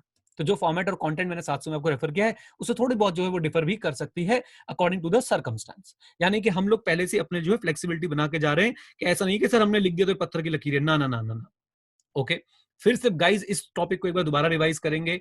Audit engagement letter में होता क्या क्या है। पहले तो it shall be agreed between management and DCWG हो गया, ऑडिटर मैनेजमेंट एंड डीसीडब्ल्यूजी। फिर इसको हम राइटिंग में देते हैं, फिर उसके बाद सर इसके अंदर होगा क्या क्या, objective and scope of audit, responsibility of auditor, responsibility of management, identification of AFRF, reference to expected format and content of the report to be issued by the auditor, and a statement that there may be circumstances in which report may differ from its expected form and content। ये answer तैयार हुआ कि नहीं हुआ, कम on guys बताओ मुझे, जल्दी से बताओ। और ये बहुत इंपॉर्टेंट है एग्जाम के लिए, प्लीज इसको मत छोड़ के जाइएगा। क्या बात है, बहुत हार्ड, बहुत हार्ड। चलिए साहब नेक्स्ट मुद्दे पे चलते हैं सर। ये एक बड़ा अजीब सा मुद्दा है, ये आपसे ट्रू फॉल्स में पूछ सकते हैं, चांसेस बहुत कम है बट फिर भी हम इसको कवर कर लेंगे। देखिए कभी कभी क्या होता है, आपके टर्म्स ऑफ ऑडिट एंगेजमेंट जो है वो लॉ रेगुलेशन प्रिस्क्राइब कर देते हैं कि भैया जब आप इस कंपनी का या इस एंटिटी का ऑडिट करोगे, इस एंटिटी पे एक पर्टिकुलर लॉ लगता है, वो लॉ जो है आपके टर्म्स ऑफ एंगेजमेंट बता रहा है। तो ऑडिटर को आप लॉजिकली बताइए, तो क्या ऑडिटर को भाई साहब वो टर्म्स ऑफ एंगेजमेंट दोबारा लिखने की जरूरत है? क्या ऑडिटर को टर्म्स ऑफ एंगेजमेंट दोबारा लिखने की जरूरत है जब लॉ रेगुलेशन बता रहा है टर्म्स ऑफ एंगेजमेंट क्या? चैट में आंसर चाहिए मुझे। चंदन वेरी गुड, शाबाश, बहुत बढ़िया। मयंक, ए अभिषेक तिवारी, राहुल, बहुत ही बढ़िया। आपको दोबारा लिखने की जरूरत नहीं है। बस फिर भी ऑडिटर एक बात जरूर स्टैब्लिश कर देगा कि हाँ जी, क्योंकि मैं टर्म्स क्यों नहीं लिख रहा, बिकॉज ऐसा कोई लॉ रेगुलेशन है जो टर्म्स बताता है वो इस एंटिटी पे एप्लीकेबल है, और साथ साथ जाते जाते मैनेजमेंट मानती है और जानती है अपनी रिस्पॉन्सिबिलिटी। ये तो हम कभी भी नहीं छोड़ेंगे, ये तो हम कभी भी नहीं छोड़ने वाले हैं। हम हमेशा हमेशा हमेशा मैनेजमेंट से जो है वो लिखवा लेंगे। आई होप क्लियर है। बिल्कुल जी, बैंकिंग में ऐसा हो सकता है, बिल्कुल जहां पे भी कोई लॉ एप्लीकेबल है और लॉ बता रहा है टर्म्स ऑफ एंगेजमेंट, तो हम लॉ को रिस्पेक्ट देंगे। हम लोग दोबारा से अपना जो है ऑडिट एंगेजमेंट लेटर नहीं लिखेंगे। और साथ साथ में याद रखिएगा, हम ये जरूर फैक्ट बताएंगे कि भाई इसके ऊपर एक ऐसा लॉ एप्लीकेबल है और मैनेजमेंट जानती है और मानती है। लीजिए, क्लियर है यहां तक, क्लियर है यहां तक, चले आगे। कम ऑन चार्ली, बहुत ही बढ़िया। आइए सर नेक्स्ट मुद्दे पे आते हैं। भाई साहब इस पे तो मेरा मन करता है मैं भंगड़ा कर लूं बिल्कुल। ये ऐसा लगता है कि भाई एग्जाम सेट करने वाले की गर्लफ्रेंड ने उससे क्वेश्चन पूछा होगा और वो गर्लफ्रेंड जो है उसे छोड़ के चली गई होगी, और सर इसलिए एग्जाम सेट करने वाले बार बार आपसे जो है ये क्वेश्चन पूछते रहते हैं, पूछते रहते हैं, पूछते रहते हैं, पूछते रहते हैं। सो नागिन question, triple A question, Trivedi question, कोई भी सर इसको बिल्कुल छोड़ के नहीं जाएगा। तो ऑडिट आप ये समझिए कि सर आप एक कंपनी के ऑडिटर हैं, आपने उनको एक बार ऑडिट एंगेजमेंट लेटर भेज दिया, तो क्या आप हर साल ऑडिट एंगेजमेंट लेटर भेजेंगे क्या? मेरा सिंपल सवाल है कि आप हर साल ऑडिट एंगेजमेंट लेटर भेजेंगे क्या? कम on guys, I want an answer. Yes very good Mayank, शाबाश, पारस, अमृता, क्या बात है, प्रिंस, बिल्कुल भी नहीं सर, हम हर साल ऑडिट एंगेजमेंट लेटर जो है वो नहीं भेजने वाले हैं, बिल्कुल भी नहीं। लेकिन ऑडिटर को सर्कमस्टांसेस को असेस करना पड़ेगा if there is a need to revise the terms of audit और there is a need to remind the terms of audit. Come on, if there is a need to revise the terms of audit और there is a need to remind the terms of audit. ये दोनों word याद रखिएगा. Generally speaking नया audit engagement letter नहीं जाता, but हाँ, if there is a need to revise the audit engagement terms और there is a need to remind the audit engagement terms, उस केस में सर हमें जो है क्या भेजना पड़ेगा, एक ऑडिट एंगेजमेंट लेटर जो है नया भेजना पड़ सकता है. अब सवाल ये आता है कि कौन कौन सी सिचुएशन ऐसी बनती हैं जहां पे, कम ऑन, कौन कौन सी सिचुएशंस ऐसी बनती है जहां पे मित्रों there is a need to remind और नीड टू रिमाइंड और need to revise the terms of audit engagement. Question आपसे डायरेक्टली भी पूछ सकते हैं, इनडायरेक्टली भी पूछ सकते हैं. फिर से सुनिएगा, कहां कहां कौन कौन सी स्टेटमेंट ऐसी बनती है जहां पे there is a need to remind और need to revise the terms of audit engagement. और वो सर मैंने जो है आपके सामने बिल्कुल यहाँ पे लिख दी है एंड उम्मीद करता हूं कि सर आप लोग इनको याद करके जाएंगे. जो बच्चे हमारे से पढ़े हुए बाई चांस, तो यस वेरी गुड प्रतीक, उन्हें ऋतिक का डाइवोर्स इस समय याद आ रहा होगा. तो ऋतिक का डाइवोर्स क्यों हुआ था बेटा, याद रखें, क्योंकि दोनों के बीच में क्या आ गई थी, मिसअंडरस्टैंडिंग आ गई थी. देन स्पेशल टर्म्स चेंज हो गए थे. ऋतिक की तो सीनियर मैनेजमेंट भी ऐसी थी, सुजैन की ओनरशिप, ऋतिक का नेचर, दोनों ने लीगली डाइवोर्स ले लिया था. फिर फाइनेंशियल स्टेटमेंट जो है ऋतिक की वो खराब हो चुकी थी, याद है ना. एंड ऋतिक की नजर सर अदर्स पे रहती थी. अदर्स तो हाँ बिल्कुल मधु सही बोल रहे हैं, कंगना. तो इस तरीके से मजाक मजाक में सर हमने जो है ये क्वेश्चन जो है अच्छी तरह से याद किया था. उम्मीद करता हूं आप लोगों को याद है. और सर ये इस क्वेश्चन की मैं कितनी तारीफ करूं, मैं जितना बोलूं इसके क्वेश्चन इसके बारे में से उतना कम होगा. जितना बोलूं उसके बारे में कम होगा. प्लीज छोड़ के मत जाइएगा. ऐसे 210 में दो ही फेवरेट क्वेश्चन है. एक कंटेंट बता दीजिए ऑडिट एंगेजमेंट लेटर का, और दूसरी बात ये बता दीजिए कि किन सिचुएशन में there is a need to remind और need to revise the term. तो मिसअंडरस्टैंडिंग की बात करते हैं, तो सर अगर एंटिटी मिसअंडरस्टैंड कर रही है objective and scope of audit, तो सर हमें जो है बताना पड़ सकता है. दूसरी बात, हो सकता है सर कोई स्पेशल टर्म्स आ गए हों, कोई रिवाइज हमें रिवाइज करने पड़ रहे हैं टर्म्स. पहले कोई और रिक्वायरमेंट एप्लीकेबल थी, अब कोई और रिक्वायरमेंट एप्लीकेबल है. सीनियर मैनेजमेंट में बदलाव हो गया, ओनरशिप में बदलाव हो गया. उसके बाद मैं बोलना चाहूंगा सर कोई nature and size of entity में बदलाव हो गया. टर्नओवर पहले बहुत कम था, अब सर बहुत ज्यादा बढ़ गया. तो भैया अपनी भी तो मनी शनी बढ़नी चाहिए कि नहीं बढ़नी चाहिए.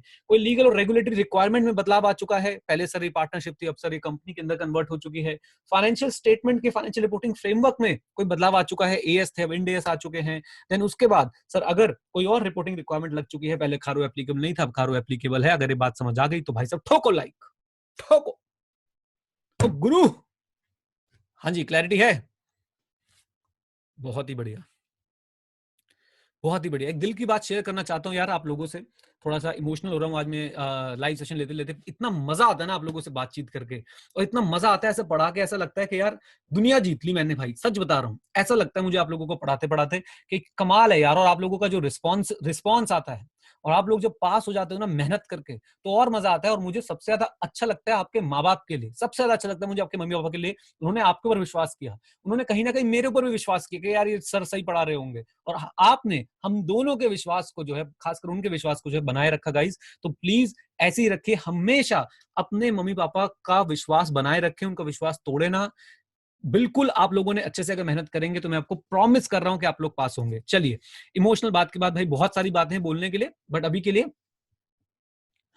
लिए आगे बढ़ जाते हैं जल्दी से, ज्यादा इमोशनल ना होते हुए. बस कुछ फीलिंग थी वो शेयर कर दी. आई होप गाइस ये क्लियर है रेकरिंग ऑडिट वाला केस. आइए अब आगे चलते हैं. ये भी बहुत इंटरेस्टिंग है. Limitation on scope prior to audit engagement acceptance. मतलब तुम अपनी गर्लफ्रेंड को प्रपोज करने जा रहे हो, और तुम्हें भाई उससे पूरा पूरा प्यार है, और पहले कह रही है no, we can be friends only. अब बताओ, नहीं अब बताओ, तुम्हें वो फ्रेंडशिप एक्सेप्ट होगी? ओके ठीक है, जोकिंग ओनली, जोकिंग. अब बताओ तुम्हें वो फ्रेंडशिप एक्सेप्ट होगी? आंसर इज नो, बिल्कुल एक्सेप्ट नहीं होगी सर, बिल्कुल नहीं होगी. तो भाई साहब बात सिंपल सी है. अगर लिमिटेशन लगाई जा रही है, ऑडिट एंगेजमेंट शुरू होने से पहले ऑडिटर को बताया जा रहा है कि भैया तुम्हें तो हम लोग इन्फॉर्मेशन देंगे ही नहीं, तुम हमारे ऑफिस में घुस नहीं सकते, बस बाहर से देख देख के ऑडिट कर लेना है. तो भाई साहब ऑडिट नहीं हो सकता है, याद रख लेना. तो please please please please please, अगर ऑडिटर को पहले से ही लग रहा है कि भैया मुझे तो डिस्क्लेमर इशू करना पड़ेगा, यानी कि इस तरह से लिमिटेशन लगाई जा रही है कि क्या इशू करना पड़ेगा, डिस्क्लेमर, तो मुझे वो ऑडिट एंगेजमेंट एक्सेप्ट ही नहीं करना चाहिए unless required by law or regulation. I hope ये बात क्लियर है. अगेन ट्रू फॉल्स एमसीक्यू में पूछा जा सकता है, इसलिए सर ये टॉपिक हम लोग पढ़ रहे हैं. एक बार फिर से बोलता हूं कि देखो भाई, अगर आपको ऑडिट के अगर आपको ऑडिट में एंगेजमेंट एक्सेप्ट करने से पहले आपके ऊपर लिमिटेशन लगाई जा रही है, ऐसी लिमिटेशन कि आपको ऑडिट के डिस्क्लेम करना पड़ेगा आपको ओपिनियन, तो please don't accept that opinion and guys accept that engagement. और ये क्वेश्चन आपके एग्जाम में ट्रू फॉल्स एमसीक्यू में आ सकता है, प्लीज छोड़ के मत जाइएगा. अब सर और रायता फैलेगा. तो भाई साहब अब गर्लफ्रेंड ने पहले तो मान गई थी, पहले तो तुमने बोला अच्छा प्लीज गर्लफ्रेंड और बॉयफ्रेंड वाली बात पे नाराज ना हो, आप सिर्फ और सिर्फ सुने. और आगे बढ़ते जाएं। यहाँ पे सर मैं कोई एग्जांपल्स वगैरह देने के मूड में नहीं हूँ, क्योंकि रिवीजन वीडियो है, मुझे टाइम पे कंप्लीट करनी है, मुझे क्वेश्चंस भी डिस्कस करने हैं। Now coming to the point, अब क्या हुआ साहब, आपने अपनी गर्लफ्रेंड को पहले बोला आई लव यू, उन्होंने बोला I love you, will you marry me, yes I will marry you, बहुत बढ़िया, एंगेजमेंट शुरू हो गया। एंड देन अब क्या हुआ, 2 साल बाद सर होता है ना, पहले तो भाई चंद्रमुखी, फिर ज्वालामुखी, फिर सूरजमुखी, और फिर तू मुझसे दुखी मैं तुझसे दुखी, फिर उसके बाद उसने बोला नो, फिर उसने बोला it's not going to work anymore, can we be friends. तो अब देखो उसने क्या किया, प्लीज ध्यान से देखिए उसने क्या किया, उसने एंगेजमेंट एक्सेप्ट करने के बाद, आपका दिल तोड़ा। यहाँ पे भी यही काम हो रहा है, आपने कंपनी को बोला कंपनी कंपनी एंगेजमेंट, अच्छा जी एंगेजमेंट हो गया, टर्म्स ऑफ एंगेजमेंट एग्रीड हो गए, रास्ते में बीच में ऑडिट चलते चलते, कम ऑन, रास्ते में बीच में ऑडिट चलते चलते कंपनी ने आपके एंगेजमेंट के टर्म्स चेंज करने की बात करी, जिससे एश्योरेंस का लेवल कम हो रहा है। इस बात को याद रखिएगा, कंपनी ने आपके एंगेजमेंट टर्म्स चेंज करने की बात करी है, जिससे आपके एश्योरेंस का लेवल क्या हो रहा है, कम ऑन टेल मी, कम हो रहा है। तो क्या आप वो नए टर्म्स एक्सेप्ट कर लेंगे? वेट, एक बात याद रखिएगा ऑडिटर की नेचर का, एक बात याद रखिएगा, ऑडिटर कभी भी चाकू लेके मार नहीं देता। ऑडिटर पूछता मारू, और अगर आप बोलते हैं हाँ तो मारता है, ये ऑडिटर का स्टाइल है। तो ऑडिटर पूछेगा ओके कोई बात नहीं, आप terms of audit engagement change करना चाह रहे हो, आप उनको ऐसे लेवल पे लेके आना चाह रहे हो जिससे एश्योरेंस का लेवल कम हो रहा है, I don't have any issue, do you have a reasonable justification. और अगर रीजनेबल जस्टिफिकेशन है, ऑडिटर कहेगा ठीक है साहब बहुत ही बढ़िया है, कोई दिक्कत नहीं है, मैंने सर ये एक्सेप्ट कर लिया, आओ अब इन टर्म्स को भी एक बार जरा ऑडिट एंगेजमेंट लेटर्स में लिख लेते हैं, रिकॉर्ड कर लेते हैं, राइटिंग में लिख लेते हैं, एग्रीमेंट कर लेते हैं। अगर रीजनेबल जस्टिफिकेशन नहीं है, ऑडिटर सर अपने पुराने टर्म्स पे कंटिन्यू करेगा, और अगर मैनेजमेंट पुराने टर्म्स पे कंटिन्यू नहीं करने देती है, तो ऑडिटर कहेगा डियर सर बाहर में जाओ, मैं चला, withdrawal, withdrawal. And also auditor will check कि क्या उसकी कोई ऑब्लिगेशन है contractual or otherwise to report this thing to others, others बोले तो ओनर्स हो सकते हैं या फिर रेगुलेटर्स हो सकते हैं। आइए एक बार पढ़ते हैं। So auditor is requested to change the audit engagement to an engagement that conveys a what, lower level of assurance, यानी कि आपको ऐसा काम करने के लिए जा रहा है कि भैया आपके एश्योरेंस कम हो रही है, तो ऑडिटर देखेगा कि कोई रीजनेबल जस्टिफिकेशन है, अगर हाँ अगर है तो सर ऑडिटर मैनेजमेंट उस बात पे एग्री करेंगे, उसको रिकॉर्ड कर लेंगे अपने नए ऑडिट एंगेजमेंट लेटर में, दैट्स इट, ऑब्वियसली राइटिंग में होने वाला है। अच्छा जी, देन उसके बाद where there is no reasonable justification, जहां पे सर रीजनेबल जस्टिफिकेशन है ही नहीं, तो भाई साहब क्या होगा, तो उस केस में ऑडिटर कहेगा कि अच्छा जी कोई रीजनेबल जस्टिफिकेशन नहीं है, और आप मुझे मैं आपसे एग्री नहीं कर रहा हूं, आप मुझे काम आगे करने नहीं दे रहे हो, तो भाई I will withdraw, I will withdraw, right. उसके बाद ऑब्लिगेशन चेक करूंगा, क्या कोई कॉन्ट्रेक्चुअली अदरवाइज मेरी कोई ऑब्लिगेशन है to report such as those charged with governance owners or the regulator, regulator बोले तो आरबीआई, आपका एमसीए, पीडब्ल्यूसी बोलना तो चैट में किसी ने लिखा हुआ है, आरबीआई, एमसीए, आईआरडीआई, उसके बाद आपका ट्राई एटसेट्रा, कहीं इनको कोई रिपोर्टिंग रिस्पॉन्सिबिलिटी तो नहीं है। लीजिए साहब, आई होप यहां तक बात क्लियर है, कमॉन कमॉन कमॉन जल्दी बताइए। हाँ एनएफआरए बहुत बढ़िया, सेबी बहुत ही बढ़िया, मोदी जी नहीं नहीं मोदी जी नहीं, आइए यहां तक क्लियर है। चलिए अब सर क्या हुआ, रिक्वेस्ट फ्रॉम, अब रिक्वेस्ट क्यों आ सकती है, जल्दी जल्दी देखिएगा जरा इसको, ये आपसे क्वेश्चन पूछेंगे नहीं, जस्ट मैंने डाल दिया, हो सकता है कुछ जैसे बोले था जज्बात बदल दिए, हालात बदल दिए और जिंदगानी बदल दी, तो ऐसी बेटा हो सकता है चेंज इन सर्कमस्टांस हो जाए, राइट। हो सकता है सर कोई मिसअंडरस्टैंडिंग हो मैनेजमेंट को और ऑडिटर को लेके, ऑडिट होता क्या है, मैनेजमेंट सोची थी ऑडिटर आएगा इंटरनल कंट्रोल चेक करेगा, सुभान अल्लाह, राइट। या हो सकता है सर कोई रिस्ट्रिक्शन आ जाए बिकॉज ऑफ द सर्कमस्टेंसेस, जैसे कि अभी पेंडेमिक आ गया, जैसे कि हो सकता है साहब कि कोई और ऐसी गतिविधियां हो जाएं कि भाई ऑडिटर जो अपना ऑडिट प्रॉपर ना कर पाए, फैक्ट्री में आग लग गई क्लाइंट के पास, कम ऑन बोलिए, आई होप यहां तक सिचुएशन क्लियर है, कम ऑन गाइज। तो ये 3 मैंने सिचुएशन बताई कि कब कब जो है भाई ऑडिटर क्या कर सकता है, ऑडिटर कब कब जो है रिक्वेस्ट आ सकती है क्लाइंट से, हो सकता है सर्कमस्टांसेस बदल जाएं, सर्कमस्टांसेस में वही जो हम पढ़ के आ रहे थे ना, ऋतिक रोशन का तलाक हुआ, उसमें से कोई भी सर्कमस्टांस हो सकता है, मिसअंडरस्टैंडिंग क्रिएट हो गई है, या फिर कोई रिस्ट्रिक्शन लग गई है स्कोप ऑफ एंगेजमेंट में बिकॉज ऑफ द मैनेजमेंट और बिकॉज ऑफ द सर्कमस्टांस। लीजिए साहब, इसमें बच्चों एक छोटी सी चीज़ आप और ऐड कर लेंगे, ये वाला पैराग्राफ अपने एस 210 के इस वाले पार्ट में, कौन से वाले पार्ट में सर, इस वाले पार्ट में बेटा जहाँ पे लिखा है acceptance of change in engagement, आप चार्ट से पढ़ रहे होंगे अभी, तो वहाँ पे याद रखना है कि देखिए अगर रीजनेबल जस्टिफिकेशन है to change the engagement, right, और ऑडिटर जो है उससे अग्री भी कर रहा है, और एग्री करके ऑडिटर ने अपना काम भी कर लिया है, as applicable for the change engagement, as per the SA applicable for the change engagement, तो जो रिपोर्ट इशू कर रहे हैं ना, जो रिपोर्ट इशू कर रहे हैं आप रिवाइज टर्म्स ऑफ एंगेजमेंट के हिसाब से इशू कर रहे हैं, तो इसलिए आपने कंफ्यूजन अवॉइड करने के लिए काम करना है। उस रिपोर्ट के अंदर ओरिजिनल एंगेजमेंट को कोई रेफरेंस नहीं देना है,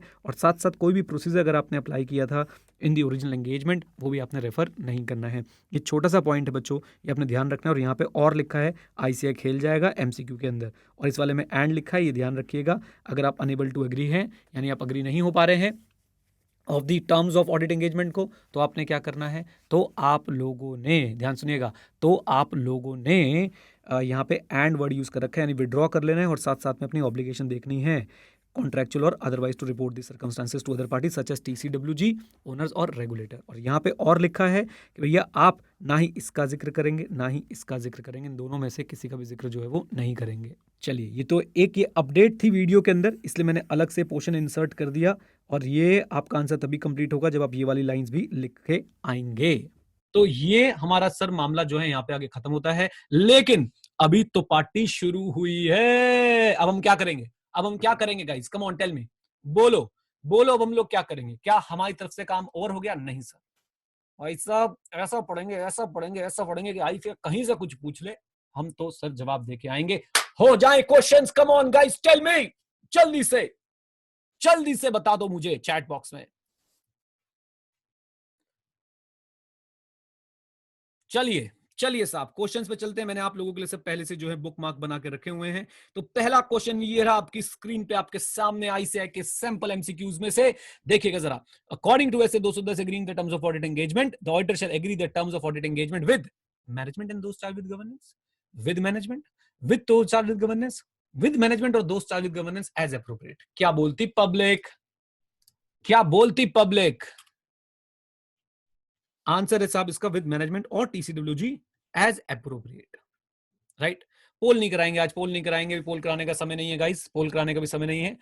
जरूर किसी ना किसी MCQ में पोल भी करा देंगे। चलिए आगे चलते हैं सर और देखने की कोशिश करते हैं नेक्स्ट क्वेश्चन। अच्छा, यही क्वेश्चन ICI ने दोबारा पूछा था, यही क्वेश्चन ICI ने दोबारा पूछा था, और इस बार भी ICI ने आंसर दे दिया ये वाला, जो कि गलत है, मैं ये प्रूव कर सकता हूं। इसका आंसर हमेशा याद रखिएगा, मैनेजमेंट और TCWG एज में बी अप्रोप्रिएट।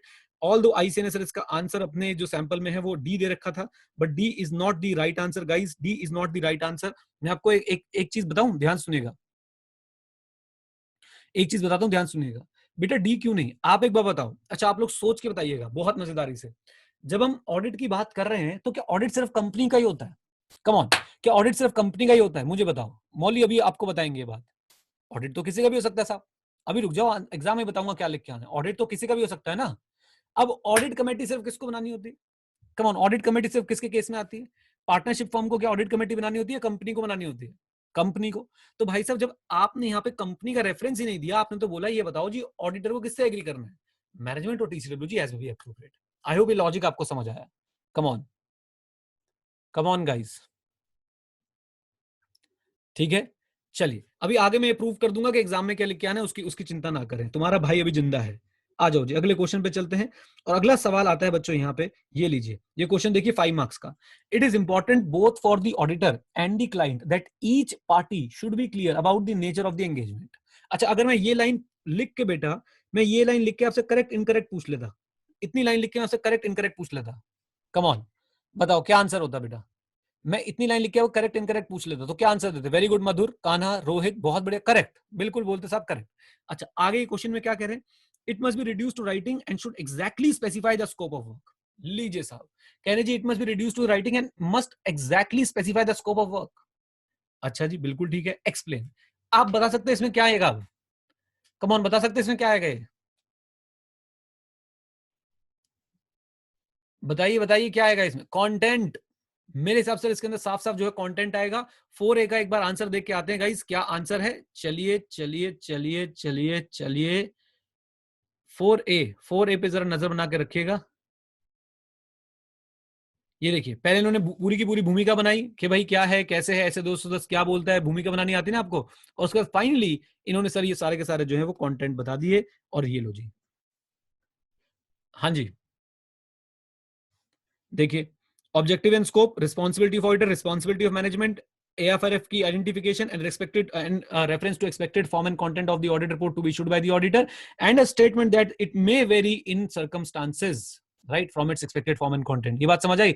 और नीचे वाली लाइन गाइस, जरा ये लाइन पढ़िए और बताइए तुम्हारे भाई ने तुम्हें पढ़ाया कि नहीं पढ़ाया अभी रिवीजन वीडियो में, जल्दी से बताइए। नीचे वाली लाइन पढ़ के बताइए जरा, कम ऑन गाइस, क्लियर है ये लाइन? अगर लॉ रेगुलेशन से सफिशिएंट डिटेल में बताता है तो भाई साहब ऑडिटर को दोबारा उन्हें रिटर्न एग्रीमेंट में लिखने की जरूरत नहीं है, लेकिन फिर भी ऑडिटर जो है दो फैक्ट जरूर लिखेगा। पहला फैक्ट कौन सा, कि भाई लॉ रेगुलेशन जो है वो अप्लाई होता है और मैनेजमेंट मानती है और जानती है। चलिए साहब, आइए नेक्स्ट क्वेश्चन पे चलते हैं साहब आपके साथ दोबारा से। ये हमारा हो गया, ये भी हमारा हो गया, अभी हमने डिस्कस किया, बहुत ही बढ़िया। देन इसके बाद हमारे पास आता है यहाँ पे क्वेश्चन। लो भाई लो, लो भाई लो, बताओ जरा बताओ। Pre condition for an audit have not been defined in SA 210, correct incorrect बताना है। Pre conditions for an audit have not been defined in SA 210 agreeing the terms of an audit engagement. Come on guys, come on guys, incorrect मतलब क्या, कुछ भी, कुछ भी पूछोगे, right? तो ये 2 नंबर गाइस फ्री के हैं, रीजन अच्छे से लिख के आ जाना, और रीजन में आपने बता के आने हैं कि भाई सब प्री कंडीशंस क्या होते हैं, ठीक है? चलिए सर, आइए नेक्स्ट मुद्दे पे चलते हैं सर। दोबारा से क्वेश्चन देख के आते हैं क्या पूछा हुआ है हमसे। इसका आंसर भी यहाँ पे आप चाहें तो देख सकते हैं। इनकरेक्ट है जैसा कि हमने बोला था। और क्या लिखा है, pre conditions for an audit में be defined as the use by management of an acceptable applicable financial reporting framework in the preparation of financial statement and the agreement where appropriate टीसीलॉजी to the premise on which audit is conducted. Basically वो सारी बातें लिख दी हैं ऐसे 210 में pre conditions का क्या रोल होता है। आइए नेक्स्ट क्वेश्चन पे चलते हैं मित्रों, और आ जाइए, अब आपको आएगा मजा। मैंने बोला था ना पेपर में क्या लिख के आएंगे, अभी बताएंगे आपको। तो ये आपके मॉक टेस्ट पेपर में से एक सर एक क्वेश्चन है। According to SA 210 agreeing the terms of audit engagement the auditor shall agree the terms of audit engagement with, come on, come on, very good Rohit, Khushbu, बहुत ही बढ़िया, नितिन, पारस, शिवानी, गुड्डो, गुड्डो देवी जी नमस्ते, दक्षिणा, राहुल, बहुत ही बढ़िया। अब जरा ध्यान से देखिएगा, यहाँ पे आईसीआई ने खुद ही बोला जी this is the right answer. तो वहां पे कभी कभी कॉपी पेस्ट में गलती हो जाती है साहब, हमें भी मौका देना चाहिए आईसीआई को। आपको विश्वास नहीं होता तो मैं दिखा देता हूँ। एमसीक्यू नंबर 25, आई होप मेरी बेइज्जती ना हो, 25 का आंसर यही होना चाहिए। लो भाई लो, देख लो, देख लो, देख लो, एकता कपूर स्टाइल में देखो, डुम डुम डुम डुम डुम डुम डुम डुम डुम डुम डुम डुम। आई होप सिचुएशन क्लियर है, कम ऑन। चलिए अब देखते हैं सर और कुछ बचा है कि हमारे पास। आई थिंक एक क्वेश्चन और बचा है और वो करके भी आपको मोक्ष की उपलब्धि होगी। SA 210 does not require the auditor to agree management responsibility in an engagement letter or other suitable form of written agreement. क्या बात कर रहे हो यार, क्या मूड खराब कर दिया यार, मूड ही खराब कर दिया। बताइए, क्या SA 210 does not require the auditor to agree management responsibility in an engagement letter or other suitable form of, false. याद करिए प्री कंडीशन, और प्री कंडीशन में तो यही था कि भाई auditor will obtain an agreement from management, के वो मानती है और जानती है अपनी बेसिक रिस्पांसिबिलिटी। आइए, ऐसे क्वेश्चन पेपर में कभी नहीं पूछते बेटा, पेपर का ही क्वेश्चन है मई 2020 का जो होने थे, आरटीपी वगैरह का क्वेश्चन है। ऐसे क्वेश्चन बिल्कुल आते हैं जी पेपर में, आपके एमटीपी वगैरह से आपको क्वेश्चन करा रहा हूं, मैंने अपने नहीं बनाए हैं, आंसर पढ़ के आए इसका। ये लीजिए, ऐसे दोस्तों require the auditor to agree management responsibility and engagement letter or other suitable form of return engagement. बताओ, नहीं बताओ, बताओ बताओ बताओ बच्चों बताओ, आ गया मामला सेट बिल्कुल, कम ऑन, जल्दी बताइए, जल्दी से बताइए। क्या बात है, कहना, वैभव, राहुल, शिवेश, बहुत ही बढ़िया, आनंद ही आनंद, आनंद ही आनंद। अब मेरी आप लोगों से एक हम्बल रिक्वेस्ट जो हर बार करता हूं, भाई ये एडू 91 हमारा नहीं है, आपका है। प्लीज सबको बताएं एडू 91 के बारे में कि कैसे कम कॉस्ट पे बेस्ट से बेस्ट क्लासेस और बेस्ट से बेस्ट सपोर्ट। अगर आप लोगों ने मुझसे डाउट पूछा है टेलीग्राम पे कभी भी, अगर आप मेरे स्टूडेंट हैं तो आपको डेफिनेटली रिप्लाई मिल जाता होगा। आजकल तो हमने इतना स्ट्रीमलाइन कर दिया है, आपको डाउट का रिप्लाई मिलता है कि नहीं मिलता है, एक बार चैट बॉक्स में मुझे बता दीजिएगा ताकि मैं थोड़ा सा खुश हो जाऊं देख के। बहुत बढ़िया, thank you Madhur, thank you. जब भी आप क्वेश्चन पूछते हैं मैं डेफिनेटली उसको रिप्लाई करने की कोशिश करता हूं। और दूसरी बात, कम कॉस्ट पे हम लोग क्लासेस प्रोवाइड करने की कोशिश करते हैं, और ऊपर से सारी रिवीजन और ये सारी चीजें हम आप लोगों के साथ जो है वो करते रहते हैं। तो प्लीज गाइज, हम्बल रिक्वेस्ट मैं आपसे यही करता हूं कि एडू 91 के बारे में अपने जूनियर्स को जरूर बताएं। मैं नहीं चाहता आपका जूनियर पहले कहीं क्लास लेके फेल हो जाए और फिर वो एडू 91 के पास आए। मैं नहीं चाहता भाई, क्योंकि उसमें मुझे, मैं कहता हूँ ना, मुझे आपसे ज्यादा चिंता आपके माता पिता की होती है, क्योंकि वो दो दो बार फीस पे करते हैं, वो दो दो बार सर आप लोगों के साथ मेहनत करते हैं। जब आप फेल होते हैं, इस बात को याद रखिएगा गाइज, तो कहीं ना कहीं आपके घर वाले छुप के कहीं पे रोते हैं, दिखाते नहीं है लेकिन रोते हैं, बिलीव मी गाइज। तो आपने ये काम हमेशा अपने दिमाग में रखना है कि हमने अपने माता पिता का पैसा, उनका समय, उनके आंसू वेस्ट नहीं करवाने हैं। प्लीज, आई होप ये बात आपको जो है वो समझ आ गई। जल्दी बताइए, कम ऑन। चलिए, एडी 91 की भाई मर्चेंडाइज अभी कहीं नहीं है, अभी आप पेपर पे ध्यान दो, पेपर के बाद निकालेंगे मर्चेंडाइज बढ़िया सी एडी 91 की, और आप सबको गिव अवे किया करेंगे लाइव सेशन के अंदर यहाँ पे बैठ के। ठीक है जी, चलिए guys, thank you very much, I hope you enjoyed it. बोलो हाँ के ना, और अगर एंजॉय किया तो भाई प्लीज सबके साथ शेयर करें, वीडियो को लाइक करें, चैनल को सब्सक्राइब करें और जुड़े रहें। जब तक तुम्हारा भाई है तब तक तुम्हें सर कहीं पे कोई कमी नहीं आने देगा, पक्की बात। चलिए, thank you very much, stay connected से, जय हिंद, और हाँ सीखते रहें, क्योंकि सीखना बंद तो जीतना बंद। Bye bye and take care. मोक्ष की उपलब्धि। लो जी लो, तो अब जरा देखते हैं हम लोग क्या हमारा नेक्स्ट क्वेश्चन देखते हैं जल्दी से, कि भाई नेक्स्ट क्वेश्चन जो है हमारे पास क्या है। Next question, Lord Justice Lindley in the course of the judgment in the focus in the famous London and General Bank case had, अब ये वर्ड अगर किसी को नहीं आता तो भाई प्रोनाउंसिएशन चेक कर लो। सक्सेंटली, राइट, सक्सेंट होता है उससे बनता है सक्सेंटली। सक्सेंट का मतलब होता है ब्रीफ एंड क्लियर। ओके, दोबारा से, Lord Justice Lindley in the course of the judgment in the famous London and General Bank case had succinctly, succinctly का मतलब क्या हो गया, सक्सेंटली का मतलब क्या हो गया, कम ऑन टेल मी, जल्दी बताइए। Clear and in brief, summed up the overall view of what an auditor should be as regard the personal qualities, explain stating the qualities an auditor should possess। अब यहाँ पे problem क्या है, ICAI। अब आप देखिएगा, पहले तो आप लोग मुझे सच सच बताइएगा, ये क्वेश्चन पूछा है कितने नंबर का, 4 नंबर का, और मैं आपको इसका आंसर दिखाता हूँ। ये इसका आंसर है, this is the first paragraph, second paragraph, third paragraph, fourth paragraph, fifth paragraph, six paragraph. क्या हम ये पूरे 6 पैराग्राफ लिख के आ पाएंगे? 2 से 3 पेज बन जाएंगे जब लिखने बैठेंगे तो आप 2 से 3, राइट। सो अब क्वालिटीज ऑफ ऑडिटर हमने तो अलग तरीके से पढ़ी है, ये सर हमेशा अलग तरीके से इसका आंसर देते हैं। तो भाई अब हम दिल पे पत्थर रखते हुए हम इस आंसर को याद कर लेंगे, और आज मैं आपको बताऊंगा कि कैसे जो है याद कर सकते हैं आप इसको। कम ऑन, कम ऑन।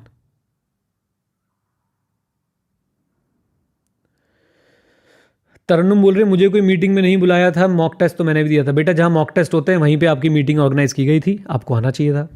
अच्छा जी, आ जाओ ज़रा देखो, पहले कुछ लाइंस में बातें चल रही हैं।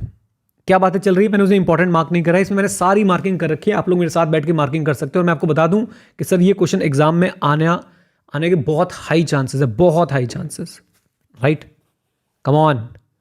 और इस तरह के क्वेश्चन के आंसर सर हमें इस तरह से लिख के आने पड़ेंगे। आईसीआई के सिंपल रूल बना लो भाई, जैसा देश वैसा भेष। ओके, चलो जी।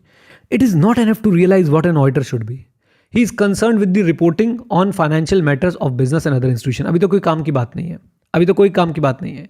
Financial matters inherently are to be set with the problems of human, are to be set with the problems of human fallibility, errors, frauds are frequent, right. So क्या कह रहे हैं जी, फाइनेंशियल मैटर्स में बहुत बार जो है humans की गलती हो सकती है, एरर्स हो सकते हैं, फ्रॉड्स हो सकते हैं, सब बड़ी फ्रीक्वेंट चीज़ है। एनीवेज, यहां से शुरू होता है आपका main answer, the qualities required according to Dicksee. मतलब मैं इस आंसर से ना बहुत ज़्यादा खुश नहीं हूं आईसीआई के आंसर से, दिल पे पत्थर रख के पढ़ा रहा हूं मैं आपको, right. The qualities required according to Dicksee are, क्या क्या है, tact, caution, firmness, good temper, integrity, discretion, industry. अभी इंडस्ट्री कौन सी, मतलब इंडस्ट्री की क्या क्वालिटी होती है आपको बताऊंगा, judgement, patience, clear headedness and reliability. तो भाई साहब मतलब ऑडिटर नहीं हो गया, ऑडिटर नहीं हो गया, पता नहीं कौन हो गया भाई, बट फिर भी दिल पे पत्थर रखो। बात चल रही थी लिंडले ने क्या बोला है, और यहां सर ये बता रहे डिक्सी ने क्या बोला है, बट कोई बात नहीं, हम भी सर यहां पे बात कर लेते हैं। Tact, caution, firmness, tact, caution, firmness, 3 करके, temper, integrity, discretion, industry, judgement, patience, clear headedness and reliability. ये लाइन बच्चों मैं आपसे बस एक रिक्वेस्ट करूंगा कि ये लाइन आपके आंसर में मुझे जरूर दिखनी चाहिए। ओके, अब अगली लाइन तो ध्यान सुनिएगा जरा, अगली लाइन तो भाई से बहुत ही जबरदस्त है, और ये मैं हमेशा बोलता हूं बच्चों को कि एक अच्छा ऑडिटर एक अच्छा बिजनेसमैन हो सकता है, और एक अच्छा बिजनेसमैन एक अच्छा ऑडिटर हो सकता है। मैंने बात क्लास में ही बोली है कि एक अच्छा ऑडिटर एक अच्छा बिजनेसमैन बन सकता है, एक अच्छा बिजनेसमैन एक अच्छा ऑडिटर बन सकता है। देखिए, और यहां पे ये कहा जा रहा है, all those personal qualities that go to make a good businessman contribute to making a good auditor. ये चैप्टर 1 का क्वेश्चन है। बिधन, गुड मॉर्निंग। ओके, अब देखिए आगे, ही must have the shine of the culture for attaining great height. मतलब मुझे समझ नहीं आ रहा कि हम ये क्यों हम ऐसी बातें बच्चों को जो है पढ़ा रहे हैं, क्या क्या कहना चाह रहे हैं हम यहाँ पे। मेरे हिसाब से सर ये लाइन आपको छोड़ देनी चाहिए, मैंने कट कर दिया इस लाइन को। He must have the highest degree of integrity backed by adequate independence. In fact, Code of Ethics mention integrity, objectivity, independence as one of the fundamental principles of professional ethics. हाँ, वो industrious वही है भाई। Industrious मतलब उसका थोड़ा businessman वाला mind जो होना चाहिए, और क्या होगा यहाँ पे इंडस्ट्री का मीनिंग, राइट। तो अब हम पहले देखो, मेरा काम है मैं आपके लिए इसको आसान बनाऊं, और आसान बनाने के लिए सबसे पहले मैं आपसे बोलूंगा, आप हमेशा ऐसे शुरू करेंगे। आप ये लाइन भी जो है वो शुरू कर सकते हैं यहाँ से, देखिए, फाइनेंशियल मैटर्स आर इनहेरेंटली या financial matters are full of frauds, errors, या फिर बोल सकते हैं कि frauds and errors are frequent in financial matters. ये लाइन ऐसे लिख लीजिएगा, frauds and errors are frequent in financial matters. Okay, फिर यहां से शुरू करके बोलेंगे। अब देखिए यहां से आपको ना एक लीड मिल गई। ऑडिटर किससे कंसर्न होता है? Auditor is concern with the reporting on financial matters, and financial matters के अंदर फ्रॉड और एरर फ्रीक्वेंट होते हैं। कम ऑन पायल, गलत बोल रहे हो बेटा आप। मैं आपको बेटा ये आंसर लिखने का तरीका बताऊं। आप सबसे पहले देखिए इसमें क्या करेंगे, इधर देखिएगा जरा प्लीज, इधर देखिएगा। मैं आपके साथ ना कुछ चीजें शेयर करता हूं प्लीज। इस आंसर को हम कैसे लिखेंगे?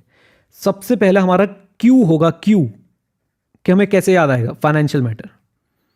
तो ऑडिटर क्या करता है? Auditor reports on the financial matter, and financial matter के अंदर फ्रॉड्स और एरर क्या होते हैं? Frequent. Frauds and error in financial matters are very frequent. फिर अब वहां से शुरू करेंगे। अब आप अपनी ये वाली क्वालिटीज बताना शुरू करेंगे 3 के सेट में। Tact, caution, firmness, good temper, judgment, ये 2 हो गए। Discretion, industry, judgement, patience, clear headedness and reliability. इसमें से आप 2-3 भूल भी जाएं तो कोई घबराने की बात नहीं। टैक्ट, कॉशन, फर्मनेस, बाकी आप ना अच्छी बातें सोचिए, अपने आप याद रहेगा। गुस्सा नहीं आना चाहिए, इंटीग्रिटी ज्यादा होना चाहिए, डिस्क्रीशन, उसका डिसीजन जो है वो भाई साहब बिल्कुल एकदम जो है वो प्रॉपर डिसीजन मेकर हो, वो इंडस्ट्रियस हो, जजमेंट उसकी सही हो, पेशेंस उसके अंदर हो, clear headedness and reliability, right. फिर बिजनेसमैन वाली लाइन लिख के आएंगे, लीजिए। फाइनेंशियल मैटर से बता दिया, क्वालिटी, टैक्ट, कॉशन, फर्मनेस, ये तो पक्का है ही हमारे पास। उसके बाद अगर जो याद आ जाए, good temper, integrity, discretion, patience, clear headedness, मुझे इतनी याद आ रही है। ओके, उसके बाद थर्ड पार्ट आप क्या बोलेंगे? बिजनेस। थर्ड क्यू आपका क्या है बच्चों? बिजनेस। कि भाई जो एक अच्छे बिजनेसमैन की क्वालिटी होती है, देखिए, all those personal qualities that go to make a good businessman contribute to making of a good auditor, right. फिर उसके बाद हम दोबारा रो पिट के वहीं पे आ जाएंगे भैया, इंटीग्रिटी और इंडिपेंडेंस, कि भैया highest degree of integrity backed with independence होनी चाहिए। इवन हमारा जो कोड ऑफ एथिक्स है उसके अंदर भी क्लियरली बोला गया है कि भैया इंडिपेंडेंस, इंटीग्रिटी, ऑब्जेक्टिविटी जो है वो होनी चाहिए ऑडिटर के पास। ये देखिए फर्स्ट पैराग्राफ में हमारे पास ये निकला है। आप कर सकते हैं, फर्स्ट पैराग्राफ लिख सकते हैं पूरा अपने आप से। मेहनत लगेगी, थोड़ी सी कर लेंगे यार, लेकिन बताओ फर्स्ट पैराग्राफ आप लिख सकते हो कि नहीं? कम ऑन गाइस, आसान बन गया आपके लिए। Financial matter, quality, businessman, integrity, independence, यही 4 बातें हैं इसके अंदर। आइए दोबारा देखते हैं। सो पहले तो फाइनेंशियल मैटर्स के बारे में बात करेंगे। Audit is concern with reporting on financial matters. अच्छा, financial matters, frauds and errors are very frequent in financial matters, और simply are frequent in financial matters, right. Then according to Dicksee ने क्या क्या बताया? Tact, caution, firmness, temper, integrity, discretion, industrious, judgment, patience, clear headedness and reliability. Okay, then उसके बाद हम लोग क्या करेंगे? उसके बाद हम बताएंगे जी पर्सनल क्वालिटी जो एक बिजनेसमैन में होनी चाहिए वही अच्छे ऑडिटर को बनाती है। फिर इंडिपेंडेंस और इंटीग्रिटी बातचीत कर दी। अब आ जाइए नेक्स्ट पॉइंट पे, अब आ जाइए नेक्स्ट पैराग्राफ पे। नेक्स्ट पैराग्राफ क्या बोलता जी? Thorough knowledge of principles of law, thorough knowledge of principle law. Okay, फिर specially companies act, contract act etcetera, ठीक है। थॉरो नॉलेज होनी चाहिए उसको लॉ की, और स्पेसिफिकली कंपनीज एक्ट की उसको स्पेशल मेंशन किया गया, मर्केंटाइल लॉ को स्पेशल मेंशन किया गया। और अगर किसी एंटिटी पे कोई स्पेशल स्टैट्यूट लगता है, फॉर एग्जांपल बैंक्स पे बैंकिंग की कोई एक्ट लगती है, इंश्योरेंस कंपनी पे इंश्योरेंस वाली कोई एक्ट लगती है, तो उसकी भी नॉलेज जो है उसे होनी चाहिए, राइट। और साथ साथ में टैक्सेशन की, लीजिए इसको भी लिख देते हैं। तो अब यहां से हम लोग हमारा सेकंड पैराग्राफ की शुरुआत कैसे हुई जी? Second paragraph is all about law.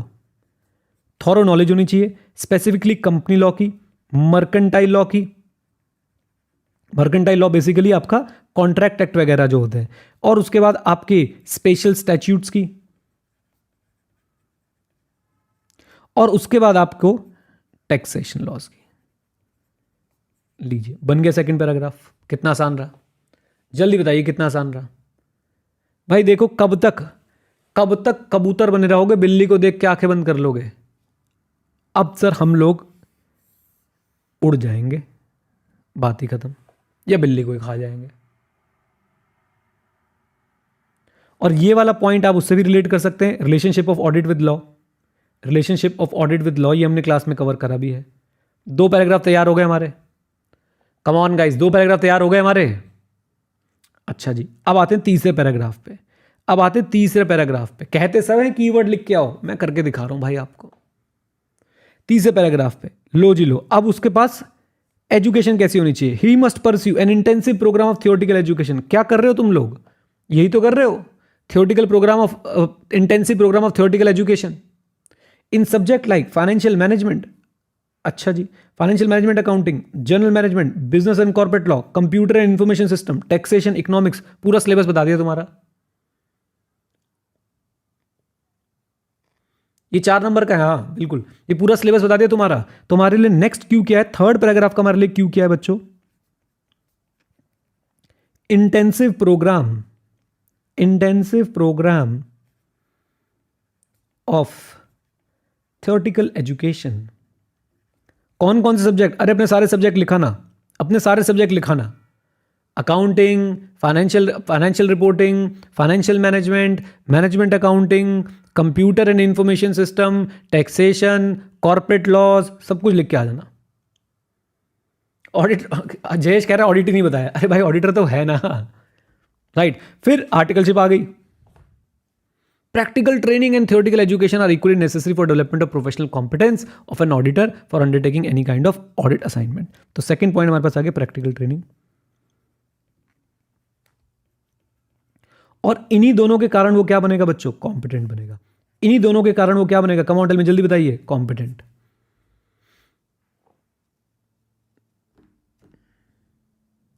Okay, आ जाओ जी, अब चलते हैं आगे।